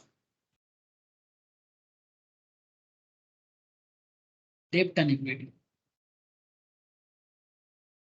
character of debt and equity, as it possess a character of debt and equity। ये डेब्ट का भी कैरेक्टर होल्ड करता है, ये इक्विटी का भी कैरेक्टर होल्ड करता है। सर क्यों? मैं आपको बता दूं। जैसे आपको इक्विटी समझ में आ रहा है ना, आप लोगों को लोन भी समझ में आ रहा है। लोन या बॉन्ड ये सब पूरा लोन होता है, डेब्ट बोलते हैं इसको। इक्विटी माने एकदम जो इक्विटी शेयर होल्डर से मार्केट रेज करता है।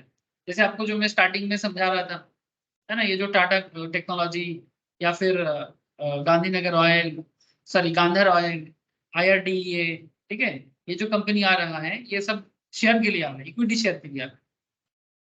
जैसे मैं आपको इंडिया क्या बोलते हैं, एक कंपनी इंडिया बुल बता रहा था ना, ये लोन इशू कर रहा है। ठीक है, ये लोन इशू कर रहा है, ये लोन बने बेसिकली ये डेब्ट है। ये बॉन्ड भी हो सकता है, डिवेंचर भी हो सकता है, टर्म लोन भी हो सकता है, ये तरह का लोन है। लेकिन सर प्रेफरेंस शेयर कैसे होते हैं? प्रेफरेंस शेयर इन दोनों के बीच का होती है। ठीक है, प्रेफरेंस शेयर कैसे होते हैं? ये दोनों के बीच का होता है। इसके प्रेफरेंस शेयर के अंदर, प्रेफरेंस शेयर के अंदर दोनों कैरेक्टर देखा जाता है। उसके अंदर शेयर का भी कैरेक्टर होता है और उसके अंदर लोन का भी कैरेक्टर होता है। जैसे अगर आप लोग बचपन में अकाउंट्स में आप लोग अभी भी करते होंगे कि देखना, जब भी प्रेफरेंस शेयर होता है ना, तो प्रेफरेंस शेयर के पहले इंटरेस्ट पुट कर देते हैं। जैसे मानो 15% प्रेफरेंस शेयर या 14% प्रेफरेंस शेयर। तो ये जो 14% प्रेफरेंस शेयर होते हैं, जो भी प्रेफरेंस शेयर होल्डर होता है ना, वो कंपनी के साथ पहले ही बात कर लेते हैं, या कंपनी भी उसी तरह से उनके साथ डील करते हैं तो भाई ठीक है, मैं आपको 14% रिटर्न पेमेंट करूंगा। मानो कंपनी को 10 लाख चाहिए अचानक से, और कंपनी बोला कि ठीक है मैं प्रेफरेंस शेयर इशू करता हूँ। तो preference share holder, preference share issue करने का 2 रीजन है। पहला बात, इसमें इमीडिएट रिस्क कम है। इमीडिएट रिस्क कम है इन द सेंस, जैसे लोन लेंगे ना, तो लोन में इंटरेस्ट पे करना मैंडेटरी है। पर प्रेफरेंस शेयर का ये जो इंटरेस्ट है, इसको जरूरत के हिसाब से ना ड्यू करवा सकते हैं, एज पर द नीड इसको ड्यू किया जा सकता है। बट इंटरेस्ट ड्यू करना मुश्किल हो जाएगा, वो कंपनी के गुडविल पे इंपैक्ट करता है। कौन? इंटरेस्ट। लेकिन प्रेफरेंस शेयर होल्डर को जो डिविडेंड दिया जाता है, इसे इंटरेस्ट नहीं कहते, इसे डिविडेंड कहते हैं। बट क्योंकि ये फिक्स नेचर के होते हैं, फिक्स नेचर के होते हैं, इक्विटी में क्या होता है वो फिक्स नेचर का नहीं होता, लेकिन प्रेफरेंस में वो फिक्स नेचर का होता है। ये जो फिक्स नेचर, वो डिवेंचर का, मैंने वो बेसिकली डेब्ट का एटीट्यूड रखता है। फिक्स नेचर हमेशा लोन का एटीट्यूड होता है। तो प्रेफरेंस शेयर में क्योंकि फिक्स नेचर का एटीट्यूड है, इसीलिए उसके अंदर, मैंने प्रेफरेंस शेयर के अंदर आपको हमेशा एक डिवेंचर वाला एटीट्यूड या लोन वाला एटीट्यूड में भी देखने को मिलता है। लेकिन सर इसके अंदर इक्विटी का भी एटीट्यूड है। सर कैसे? प्रेफरेंस शेयर होल्डर को भी ना इंटरेस्ट और टैक्स देने के बाद ही मिलता है। मैंने preference share also after tax, preference share भी आफ्टर टैक्स आइटम है सर। मैंने इंटरेस्ट टैक्स सब देने के बाद, लेकिन बिफोर इक्विटी शेयर होल्डर। ठीक है, मैंने ये जो नेट इनकम कंपनी कमाते हैं ना, नेट इनकम कमाने के बाद और इक्विटी शेयर होल्डर को शेयर डिस्ट्रीब्यूट करने से पहले प्रेफरेंस शेयर होल्डर को मेनली दिया जाए। लेकिन टैक्स देने के बाद ही, इंटरेस्ट टैक्स देने की पेमेंट करने के बाद ही अगर बचेगा तो प्रेफरेंस को मिलेगा। ठीक है, मैंने क्योंकि ये एक ओनरशिप वाला बात है, लेकिन फिक्स नेचर का ओनरशिप, भाई मुझे इतना रिटर्न चाहिए, मैं ज्यादा कम नहीं करूँ, ना तो मुझे ज्यादा चाहिए ना तो मुझे कम चाहिए।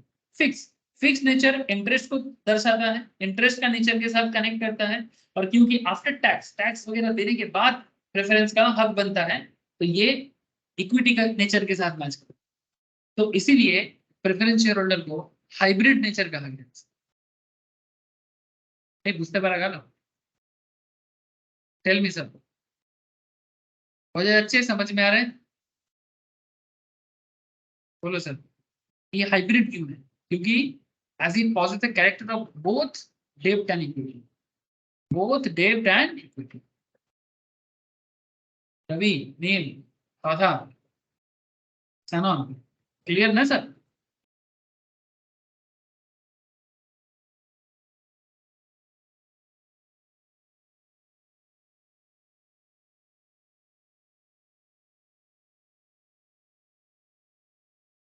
अरे बोलो सर, कनेक्टेड हो, समझ में आ रहा है?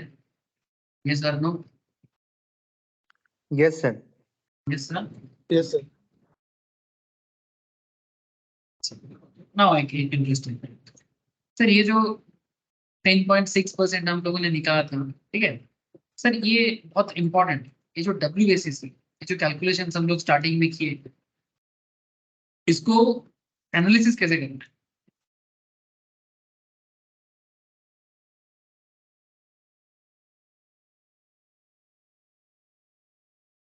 इसमें आप लोग एक हेडिंग कर लो, importance of WACC। WACC calculate करने का इंपॉर्टेंस, ठीक है। सो जैसे हम लोग ऑलरेडी कैलकुलेट किए एट दिस एग्जांपल में, WACC equals to 10.6 as per our example, recent example जो हम लोग अभी कैलकुलेट किए। इसे तो क्वेश्चन टू क्वेश्चन वेरी करेगा ना, क्वेश्चन टू क्वेश्चन वेरी करेगा, बट हम लोग अभी जो कैलकुलेट किए वो 10.6 आया। और ये जो WACC 10.6 आया, इससे क्या मतलब होता है, या फिर ये कैलकुलेट करके फाइनेंस मैनेजर क्या उखाड़ लेगा? सिंपल बात है, ठीक है। तो आप लिखो सर, बुलेट दे देंगे, लिखो। It is the rate of return. It is the rate of return that firm must earn. That firm must earn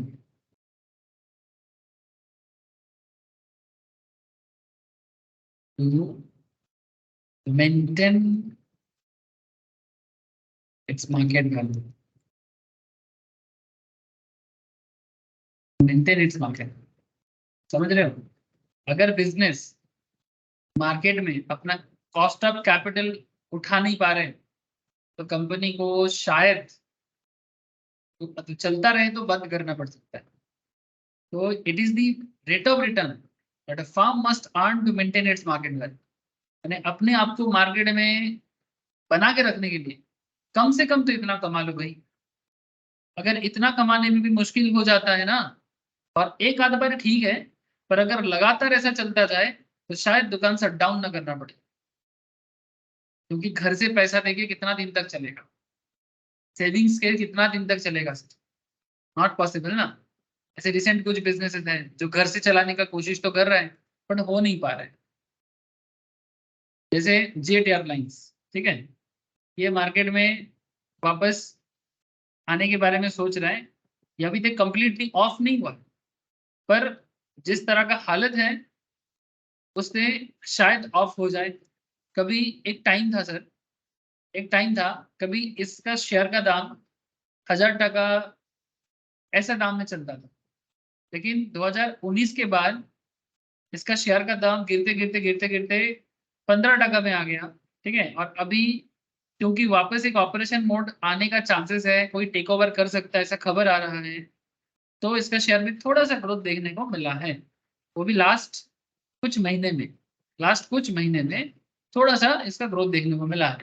लेकिन अगर आप इसका फाइनेंशियल चेक करोगे तो आपको पता लगेगा 2029 में, सॉरी 2019 में, आई एम सॉरी 2019 में जब ये अपना बिजनेस को ऑफ कर दिया, ऑफ करना मैंने ऑपरेशन ऑफ किया, बिजनेस नहीं, तब इसका सिचुएशन देखो आप, आपको समझ में आ जाएगा कि इसका नेट इनकम का हालत दिन बे दिन खराब हो रहा था। 2018 में 5,000 करोड़ का नेगेटिव लॉस, 2019 में 2,800 करोड़ का, फिर ऑपरेशन ऑफ करने के बाद भी 152 करोड़ का, क्योंकि पेट्रोल का खर्चा तो नहीं हो रहा है ना, मैंने प्लेन उड़ाने का खर्चा नहीं पड़ रहा था। तो कहीं ना कहीं बिजनेस अपना लॉस को मेंटेन करने के लिए ऑफ किया था, लेकिन इतना लॉस हो रहा था, इसके पीछे मेन रीजन था इनका मार्केट में लोन है, और ऑपरेशन के लिए जो लोन लिया था उसका भी खर्चा बहुत है, इसका operating cost is very high, और वो कॉस्ट मेंटेन करना मुश्किल होता है। तो कॉस्ट मेंटेन करना बिजनेस के लिए बहुत इंपॉर्टेंट मैटर होता है।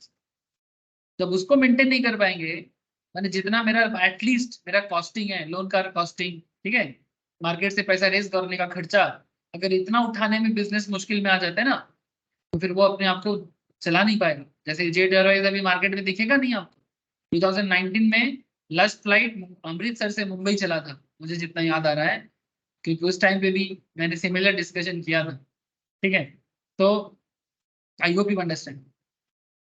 तो इसका दिन के दिन lower than industry revenue growth, decreasing market share, ठीक है, हर चीज में मुश्किल है। कैश फ्लो तो बिल्कुल नहीं है, बहुत खराब हालत है, नेगेटिव कैश फ्लो है। I hope you understand. अब धीरे धीरे सब समझ में आ जाएगा बिजनेस को इस तरह कैसे एनालिसिस करना। जैसे कि रिसेंट कंपनी है जो, जैसे ये फ्लेयर राइटिंग इंडस्ट्रीज लिमिटेड, पेन बनाते हैं सर, शायद आप लोग नाम सुने होंगे। इसका भी बिजनेस का सिनेरियो बहुत अच्छा नहीं है, मैं थोड़ा सा देख रहा था, ये देखो सर, देखो दिन पे दिन इसका प्रॉफिट घटता गया सर, दिन पे दिन प्रॉफिट घटता गया, ठीक है। कैश बैलेंस भी इतना भी अच्छा पोजीशन पे नहीं है, एसेट भी खराब हुआ है, पेन पेंसिल बनाते हैं, इंटरनेशनल मार्केट में भी इसका मार्केट शेयर है, बट इतना current situation is not very attractive, ठीक है, क्योंकि ऐसे एक फील्ड में है जिसमें लोकल कंपनी भी आ सकता है। प्लेयर, हॉसर, पियरी, ये सब नाम में इसका ब्रांड है, पेन पेंसिल बनाते हैं।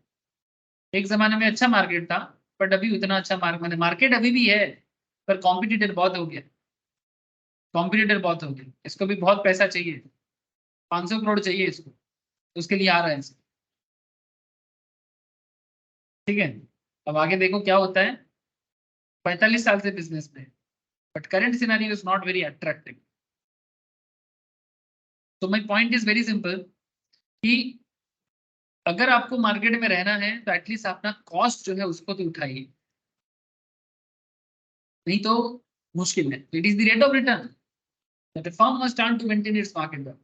एटलीस्ट जिस पैसे से मार्केट से पैसा रेज किए हो उतना पैसा तो उठा लो, अगर नहीं उठा पाओगे तो मार्केट वैल्यू गिर जाएगा। Second point, it is the minimum rate of return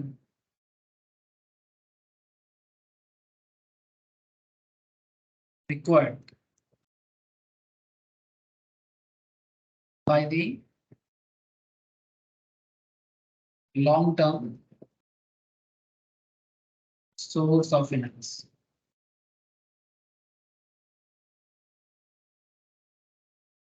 ठीक है। It is the minimum rate of return required by the long term source of finance. Third point लिखो, it is the hurdle rate in capital budgeting। Sir ये capital budgeting जो है ना, ये भी एक बहुत इंपॉर्टेंट चैप्टर है, जो मैं आपको स्टार्टिंग में बता रहा था ना, there is a chapter called financing decision, ठीक है। एक चैप्टर होता है सर, इसका नाम होता है sir financing decision, investment decision, sorry, investment decision is also known as capital budgeting. क्या नाम है सर? कैपिटल। ये जो कैपिटल बजटिंग या इन्वेस्टमेंट डिसीजन है, इस चैप्टर के साथ इसका बड़ा कनेक्शन है। मैंने बेसिकली देखो चैप्टर वाइज मत सोचो, आप प्रैक्टिकली सोचो, बिजनेस में क्या कॉन्सेप्ट है। चैप्टर तो बिजनेस के लिए है ना, चैप्टर एक्चुअली रियल लाइफ है, वो आप लोगों को चैप्टर बना के पढ़ाया जा रहा है। जब बिजनेसमैन बिजनेस करते हैं ना, वो चैप्टर देख के थोड़ी बिजनेस करते हैं कि ये कॉस्ट ऑफ कैपिटल का चैप्टर है, वो बिजनेस इन्वेस्टमेंट डिसीजन का चैप्टर है। उनके लिए तो हर चीज सब कुछ एक ही है। तो कैपिटल बजटिंग चैप्टर में हम लोग को पता लगेगा कि कॉस्ट ऑफ कैपिटल कितना इंपॉर्टेंट, क्योंकि इन्वेस्टमेंट डिसीजन में कंपनी के लिए ना सबसे वाइटल पार्ट होता है कि भाई क्या कंपनी अपना केसी अचीव कर पा रहा है। If company can achieve its KC then investment decision fruitful होता है, मैंने आर ग्रेटर देन केसी। अगर आर ग्रेटर देन केसी नहीं होता है तो बिजनेस इन्वेस्टमेंट नहीं करता है नॉर्मली। ठीक है, तो ये बहुत इंपॉर्टेंट है, इसलिए इसको ना it is the hurdle rate of capital budgeting माना जाता है, hurdle rate in capital budgeting. तो हम लोग जब कैपिटल बजटिंग या इन्वेस्टमेंट डिसीजन पढ़ेंगे, ब्रैकेट में लिख के रख सकते हो आप, बिजनेस का जो इन्वेस्टमेंट डिसीजन होते हैं उसे कैपिटल बजटिंग देते हैं। It is the hurdle rate in capital budgeting, इसको also is known as investment decisions. इसमें क्या होता है मैं आपको थोड़ा सा लिखाता हूँ, जब चैप्टर पढ़ेंगे तो और पता लगेगा। कैपिटल बजटिंग में या इन्वेस्टमेंट डिसीजंस में कुछ कॉन्सेप्ट आते हैं, जैसे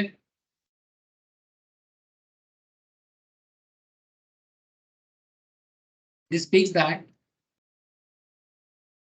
प्रोजेक्ट, एक्चुअली इन्वेस्टमेंट डिसीजन में क्या होता है, बिजनेस एक फाइनेंस मैनेजर के पास आते हैं और उनको जाके बोलता है कि भाई हम ये प्रोजेक्ट में पैसा लगाने वाले हैं, आप बताओ कि प्रोजेक्ट में पैसा लगाना चाहिए कि नहीं चाहिए।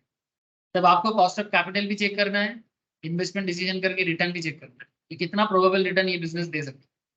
अगर प्रोबेबल रिटर्न और कॉस्ट ऑफ कैपिटल में मुश्किल हो रहा है तो इन्वेस्टमेंट डिसीजन कैंसिल हो जाता है। इसलिए बोलते this speaks that the project is viable, viable माने एक्सेप्टेबल ना, the project is viable only if its IRR greater than KC। अगर बिजनेस का internal rate of return cost of capital से ज्यादा हो, दैट इज एनपीवी, प्रोजेक्ट का positive NPV होता है, नेट प्रेजेंट वैल्यू। सिखाऊंगा जब कैपिटल बजटिंग या इन्वेस्टमेंट डिसीजन चैप्टर करूंगा तब। बट इतना समझो कि if IRR greater than KC, NPV greater than 0, that is PI, PI मैंने प्रॉफिटेबल इंडेक्स, ठीक है, प्रॉफिटेबिलिटी इंडेक्स ग्रेटर देन 1।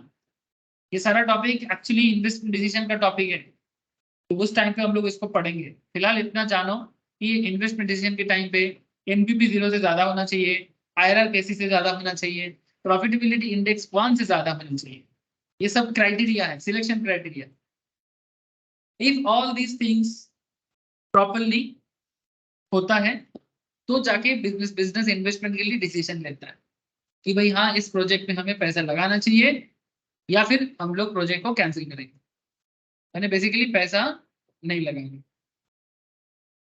समझ रहे हो सर? দীপায়ন এতক্ষণ পর জয়েন করলি?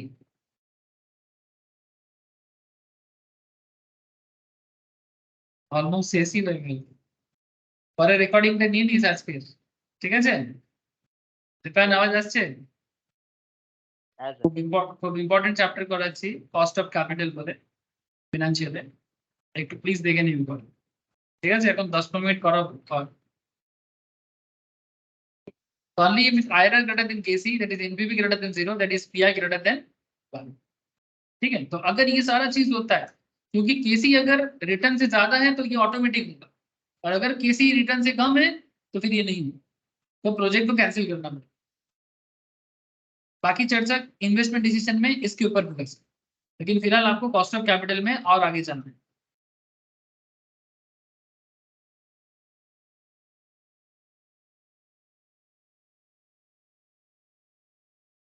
अच्छा, आप लोगों को एक छोटा सा होमवर्क दे रहा हूँ, एक सिंपल होमवर्क दे रहा हूँ,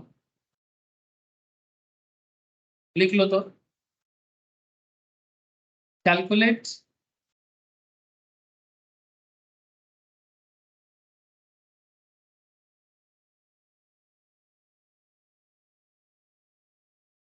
वेट ऑफ डेब्ट एंड इक्विटी, प्रैक्टिस के लिए दे रहा हूँ। ये जो वेटेज कैलकुलेशन ना बहुत लोग नहीं कर पाते, उनके लिए बता रहा हूँ कि बचपन का चीज है, अगर एग्जाम में आपको देता है ना तो फिर आप इसी छोटा सा चीज में फंस जाते हैं लोग, क्योंकि मैथ्स किसी किसी का थोड़ा सा वीक रहता है ना तो दिक्कत हो जाता है। डेब्ट इक्विटी अगर 0.4 होगा तो आप कैलकुलेट करके बताइएगा कि वेट ऑफ डेब्ट कितना होगा, वेट ऑफ इक्विटी कितना होगा। और भी दे रहा हूँ, डेब्ट इक्विटी अगर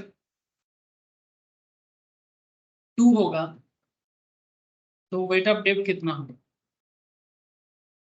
ठीक है, तब वेट ऑफ डेब्ट कैलकुलेट करके मुझे बताइए।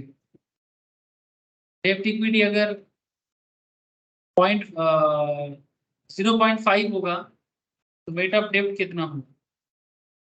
डेब्ट इक्विटी अगर 0.4 तो मैं दे दिया, ठीक है छोड़ो, इतना कर लेना सर, मुझे करके शेयर करना, ठीक है व्हाट्सएप पे शेयर करना, मैं देख के बताऊंगा ठीक है क्या मतलब ठीक हो रहा है कि नहीं हो रहा है।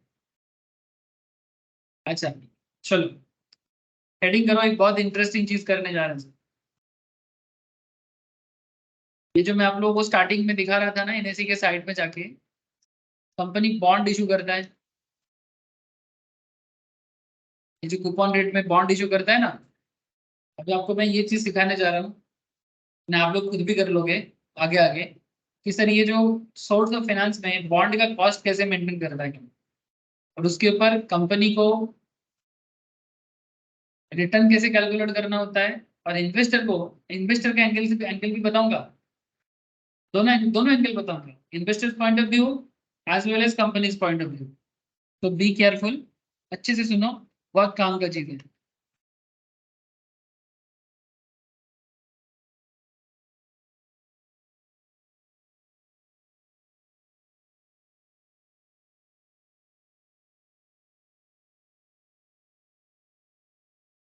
देखो sir,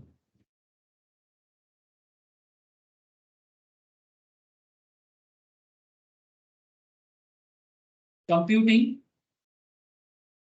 the cost of each source of finance। अब एक्चुअली असली खेल चालू हो रहा है इसमें,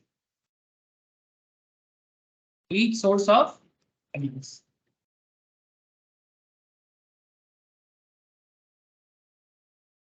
यानी जितना सोर्स ऑफ फाइनेंस के बारे में आप लोग ऑलरेडी सुन चुके हो, ठीक है, डेब्ट का कॉस्ट कैसे कैलकुलेट करना है, प्रेफरेंस का, इक्विटी का, रिटर्न अर्निंग का, ये सारा खेल अभी धीरे धीरे आप लोगों के साथ में डिस्कस करूंगा।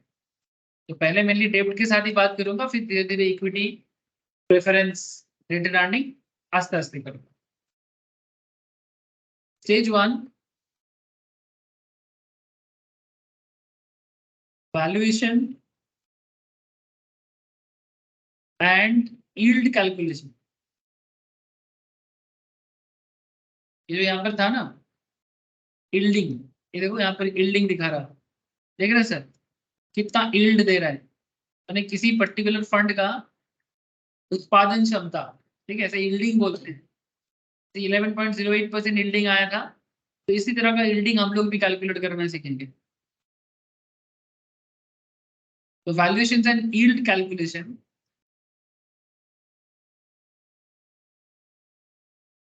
From investors point of view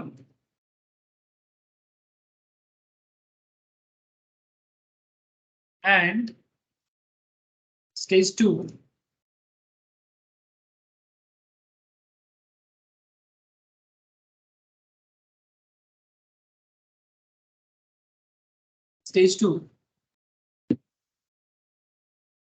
computation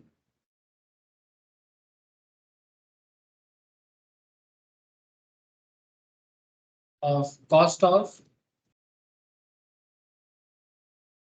funds from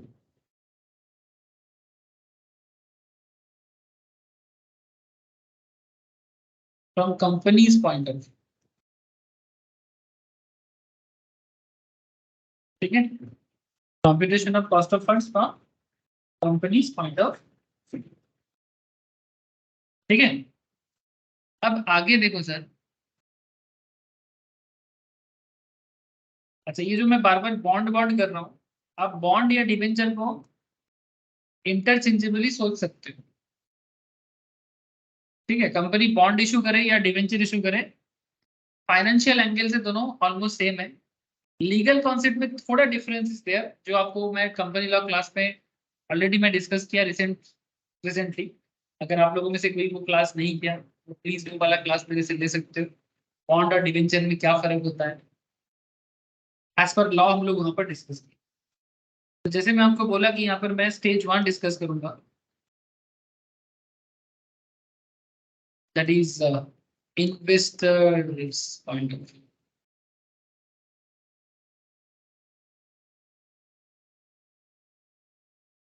तो इन्वेस्टर्स पॉइंट ऑफ व्यू में क्या है वो थोड़ा देखिए आप। इसके लिए एक एग्जाम्पल क्रिएट करना पड़ेगा।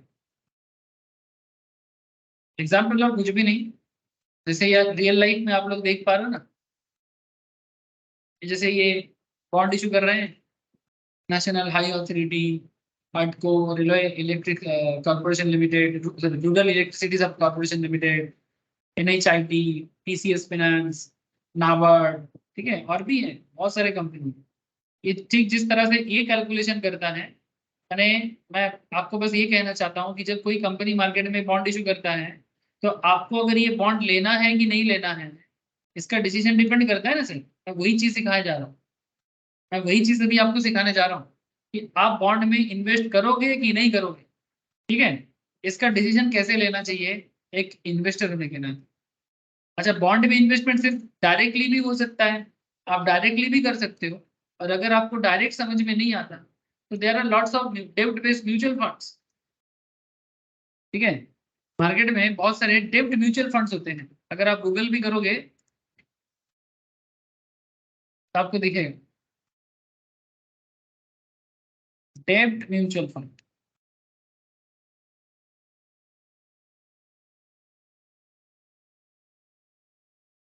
तो जो भी मेरे सामने आ रहा है मैं उसी को क्लिक कर रहा हूँ। देखो म्यूचुअल फंड में कितना डेब्ट फंड्स है उसका एक डेटा आपको यहाँ पर दे सकते। टाइप्स ऑफ डेब्ट फंड्स बहुत सारे हैं, जो लोग म्यूचुअल फंड क्लास कर चुके हो पहले उनको पता होगा, या फिर नहीं किया हो तो कर सकते हो। बेस्ट परफॉर्मिंग डेब्ट म्यूचुअल फंड्स क्या बता रहे हैं, SBI CRISIL IBX guild index last एक साल में 7.93% रिटर्न दिया है। ICICI prudential short term funds, ठीक है। मैं किसी में भी क्लिक करता हूँ जस्ट अंडरस्टैंडिंग के लिए। ये देखो सर, तो ये क्या है ना सर, ये आप खुद नहीं इन्वेस्ट करोगे तो आप एटलीस्ट म्यूचुअल फंड के थ्रू से जा सकते हो। तो म्यूचुअल फंड में क्या करता है, आपका पैसा लेके डेब्ट फंड में पैसा लगाता है, ठीक है। ये देख सकते हो आप कि कहाँ कहाँ आपका पैसा लगता है, उसका भी डेटा देते हैं। टॉप डेब्ट holdings ICICI securities limited, small industries development bank of India, DME development limited, Nomura fix income and securities private limited.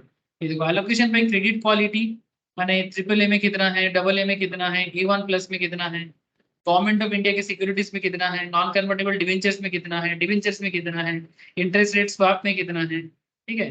ये सब फाइनेंशियल टर्म्स है, धीरे धीरे सब समझ में आ जाएगा सर।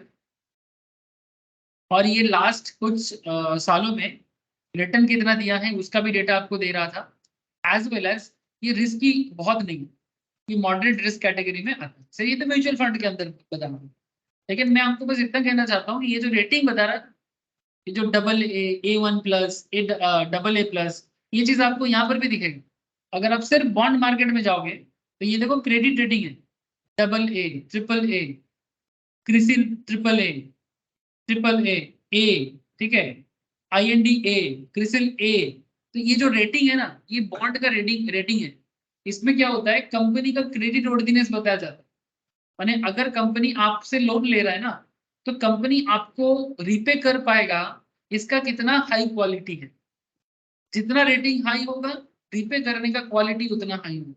जितना रेटिंग कम होगा, ठीक है, A+ भी होता है, A नेगेटिव भी होते हैं, बी पॉजिटिव भी होते हैं, ठीक है। तो बी माने थोड़ा खराबी मान के चलो।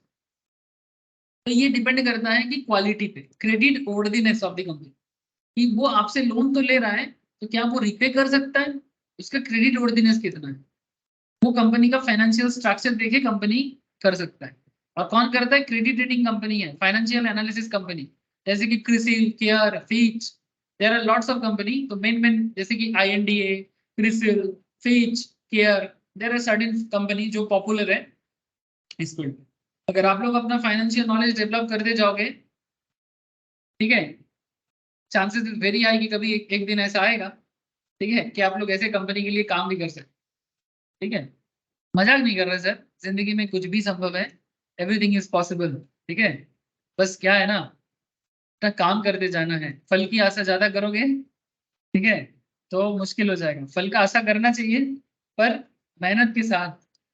You have to work hard in your relevant field. इसके बाद रिजल्ट कुछ भी हो वो तो देखा जाएगा सर, और रिजल्ट आता है सर, आज नहीं तो कल आएगा, रिजल्ट बिल्कुल मिलेगा। बट रिजल्ट का चिंता ज्यादा करोगे ना, फंस जाओगे सर। इसलिए प्रोसेस में ध्यान देना चाहिए। इसलिए धोनी भी बता रहा था, I mainly think about process, I don't think much about the results, ठीक है। धोनी भी वही बता रहा था, ठीक है। अब मैं बताऊंगा तो आप लोग कहेगा सर ये तो डायलॉग बाजी हो जाएगा। अब महेंद्र सिंह धोनी बोलेगा तो डायलॉग बाजी तो नहीं होना चाहिए। अच्छा,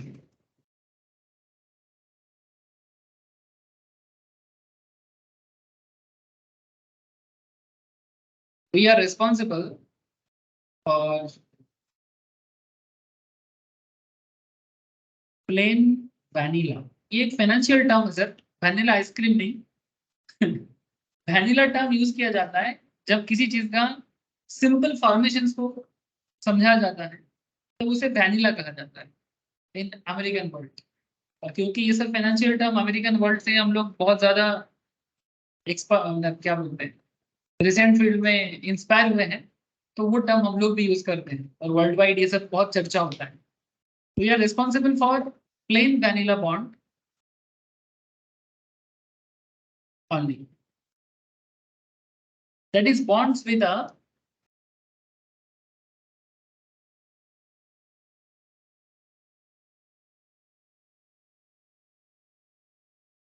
constant coupon rate. ध्यान से सुनना sir, constant coupon rate, coupon माने इंटरेस्ट, ठीक है। कूपन रेट माने इंटरेस्ट रेट जो आपको इन्वेस्टमेंट के बाद में मिलेगा, जो मैं आपको बार बार लाइव मार्केट से भी शो कर रहा हूँ। आप इन्वेस्ट करोगे तो आपको बाद में जो मिलेगा उसे कूपन रेट कहते हैं, मतलब जो रिटर्न इंटरेस्ट मिलेगा। एंड वन शॉट रिडेम्पशन, यानी एक ही बार में आपको रिडेम्पशन कर देगा।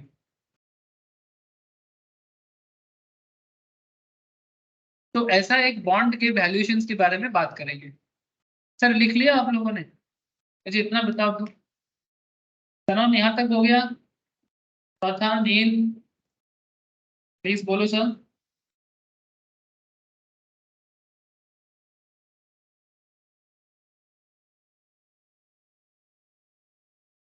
रवि कनेक्टेड है कि नहीं? किसी का आवाज Yes, नहीं sir. माने? यस सर, ठीक है सर। Question example,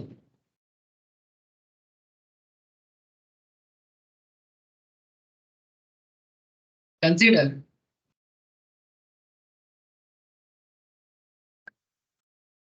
पीबीबी rated bond. ऐसे ट्रिपल ए भी लिख सकता था मैं, कोई बात नहीं, ऐसे लिख रहा हूँ। कंसीडर द पीबीबी रेटेड बॉन्ड, है ना, मोटा मोटी रेटिंग है इसका, सिंपल है ना, ऑफ सीमेंट कंपनी। जो बीबीबी रेटिंग दिया ना मैंने, there are lots of credit rating agency, ठीक है। जैसे अगर आप क्रिसिल के साइड में जाओगे, बहुत फेमस रिसर्च फर्म है सर, ये रेटिंग करते हैं, स्टॉक मार्केट रेटिंग करते हैं, बॉन्ड रेटिंग करते हैं। ये देखो, ऑल अबाउट रेटिंग्स, आप ये सब साइड में विजिट करना, आपका आइडिया बढ़ेगा, ठीक है। ये देखो, फंड रेटिंग्स, म्यूचुअल फंड को भी रेट करते हैं, इससे पता लगता है। कंपनी का नाम लिखो तो आपको रेटिंग बताएगा, ठीक है। रिलायंस इंडस्ट्रीज लिमिटेड, उसका रेटिंग दिखा रहे हैं।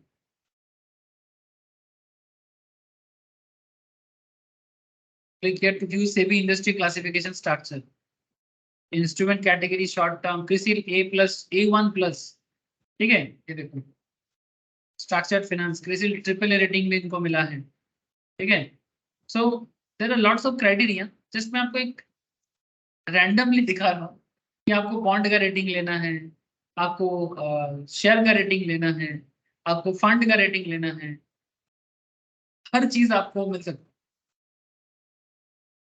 कॉर्पोरेट सेक्टर, फाइनेंशियल सेक्टर्स, हर चीज के बारे में ये रेटिंग देता है और इसका रेटिंग बहुत ही पॉपुलर माना गया है।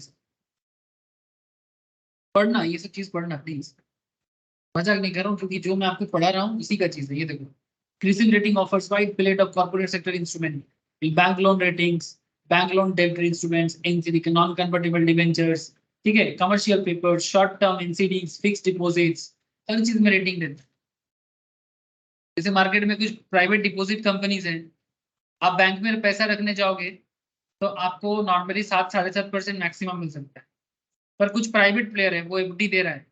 जैसे जैसे एक कंपनी है बजाज फाइनेंस बोल के, ठीक है, वो हाईएस्ट बहुत अच्छा एफडी दे रहा है, एफडी रेट्स इन इंडिया। मैं आपको क्यों बता रहा हूँ, क्योंकि हर चीज का रेटिंग जरूरी है। जैसे बैंकिंग में जाओगे तो ऑब्वियसली प्योर बैंक आपको कम रेट देता है, लेकिन कुछ प्राइवेट ऑर्गेनाइजेशन है वो आजकल थोड़ा ज्यादा दे रहा है। टॉप बैंक एफडी रेट्स में एक सेकेंड, आई थिंक मैं देख रहा था 9.5% दे रहा है कोई कंपनी। कहाँ, एक एडवर्टाइजमेंट देख रहा था शायद। प्राइवेट सेक्टर बैंक में देख सकते हैं आप, FD rates for public sector banks, you small finance, एक सेकंड, एक कंपनी था, क्या नाम भूल गया, ये देखो, corporate FDs, Bajaj finance limited को देखो, 3 साल के लिए रखोगे तो 8.05% एफडी में रेट दे रहा है। ICICI home finance, Kerala transport development, मतलब जब आप किसी बैंक छोड़ के अगर आप नॉर्मल कोई कंपनी के लिए भी जाओगे ना एफडी के लिए, तब भी आप चेक कर लेना उसका क्रेडिट रेटिंग कितना हाई है। क्यों? क्योंकि अगर आप क्रेडिट रेटिंग चेक कर लोगे ना तो आपको भरोसा हो जाएगा कि आपका पैसा जो है ना उसका डूबने का चांसेस कितना ज्यादा है कितना कम है। क्योंकि आप हाई रिटर्न में जाओगे तो आपको चिंता है, अगर, ठीक है, हाई रिटर्न में जाओगे जहां पर बैंक आपको 7-7.5 दे रहा है, वहां पर वो आपको 8.5-9% तक दे रहा है ना, तो ये जो 1.5-2% बहुत होता है, 1.5-2% रिटर्न बहुत होता है। क्वेश्चन इज दैट कि उसमें क्रेडिट रेटिंग चेक करके जाओगे तो जैसे श्रीराम फाइनेंस देखो, श्रीराम फाइनेंस 8.27, ठीक है, और भी रिसेंट कुछ मैं देख रहा था ज्यादा कर रहे हैं, तो ये देखने से आपको पता लगेगा। महिंद्रा फाइनेंस बाकी नॉर्मल से ज्यादा दे रहा है, 8.05% रिटर्न दे रहा है एफडी वगैरह में। ये सबाई देखते पाচ্ছে,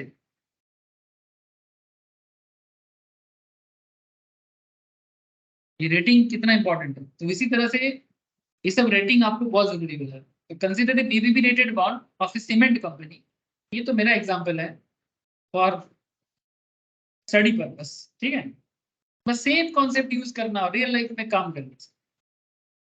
सीमेंट कंपनी फेस वैल्यू बता रहा है 1000, नॉर्मली ये सब चीजों का फेस वैल्यू 1000 ही होता है। ये देखो, फेस वैल्यू 1000 1000 ही मिलेगा, फेस वैल्यू इसका स्टैंडर्ड है। जैसे शेयर का फेस वैल्यू स्टैंडर्ड 10 होता है, वैसा बॉन्ड वगैरह का, डिवेंचर वगैरह का फेस वैल्यू 1000 होता है।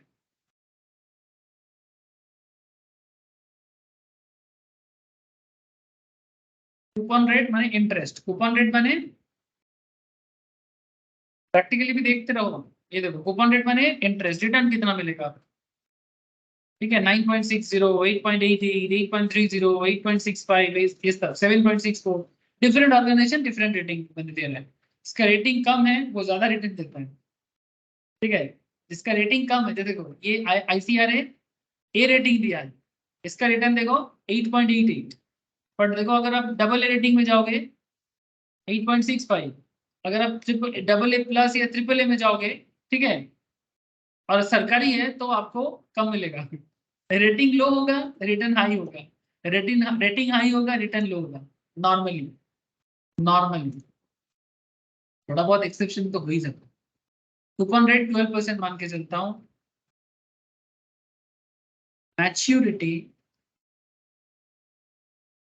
यानी इसको एम से डिनोट करते हैं, 5 गिफ्ट्स,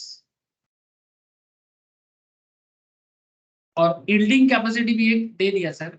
मार्केट में सिमिलर बॉन्ड कितना यील्ड करके दे रहा है, इसे मैं आपको शो कर रहा था ना,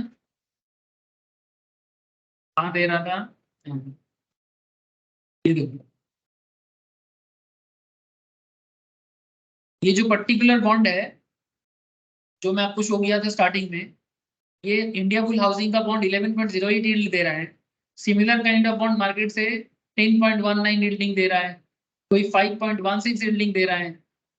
ठीक है, तो पॉइंट इज दैट कि मार्केट में हर कंपनी का अपना अपना यील्डिंग होता है। जैसे देखो जेएम फाइनेंशियल्स का एक है, बोलते हैं कि 19% यील्डिंग कैपेसिटी है, माने रिटर्न जनरेट करने का पावर है। ठीक है, ये वाला पॉइंट इज दैट मैं आपको यहाँ पर एग्जाम्पल के लिए दिखाया रियल लाइफ से। अब आपको मैं यहाँ पर सिखाऊंगा धीरे धीरे कि यील्ड ऑन सिमिलर बॉन्ड्स, माने मार्केट में सिमिलर सीमेंट कैटेगरी कितना बॉन्ड में यील्ड दे सकता है। तो yield on similar bonds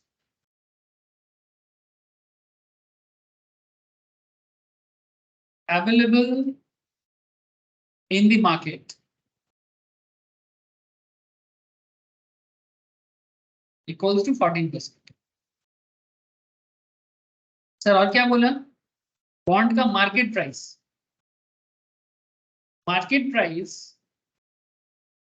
of the bond equals to 920। ये भी दिखा देता हूँ, ये जो लाइव मार्केट में अगर आप बॉन्ड परचेस करने जाओगे देखो इसका एक market price face value 1000 but मिल रहा है 970। किसी का थोड़ा ज्यादा दाम है, किसी का थोड़ा कम दाम भी है, किसी का देखो 1000 तक का फेस वैल्यू है पर दाम मार्केट में हाई चल रहा है, हाई दाम में चल रहा है। ठीक है, मैंने थोड़ा प्रीमियम वैल्यू पे चल रहा हूँ, नॉर्मली डिमांड हाई होने से ऐसा देखने को मिलता है। तो what is the point sir, कि यहाँ पर जो हमारे क्वेश्चन में मार्केट वैल्यू अभी अबाउट 920 बोला है। Now calculate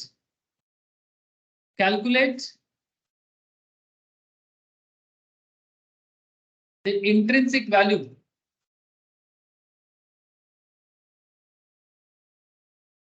of the bond and give your investment advice। ठीक है, आप कौन हो, आप फाइनेंस मैनेजर हो भाई, एडवाइस करो पब्लिक को इन्वेस्टमेंट करना चाहिए कि नहीं करना चाहिए। एंड सेकंड क्वेश्चन, इसी मुद्दे पे सेकंड क्वेश्चन, कैलकुलेट YTM, इसे प्यार से कहते हैं yield to maturity of the bonds, yield to maturity of the bonds and give your investment advice। ठीक है, give your investment।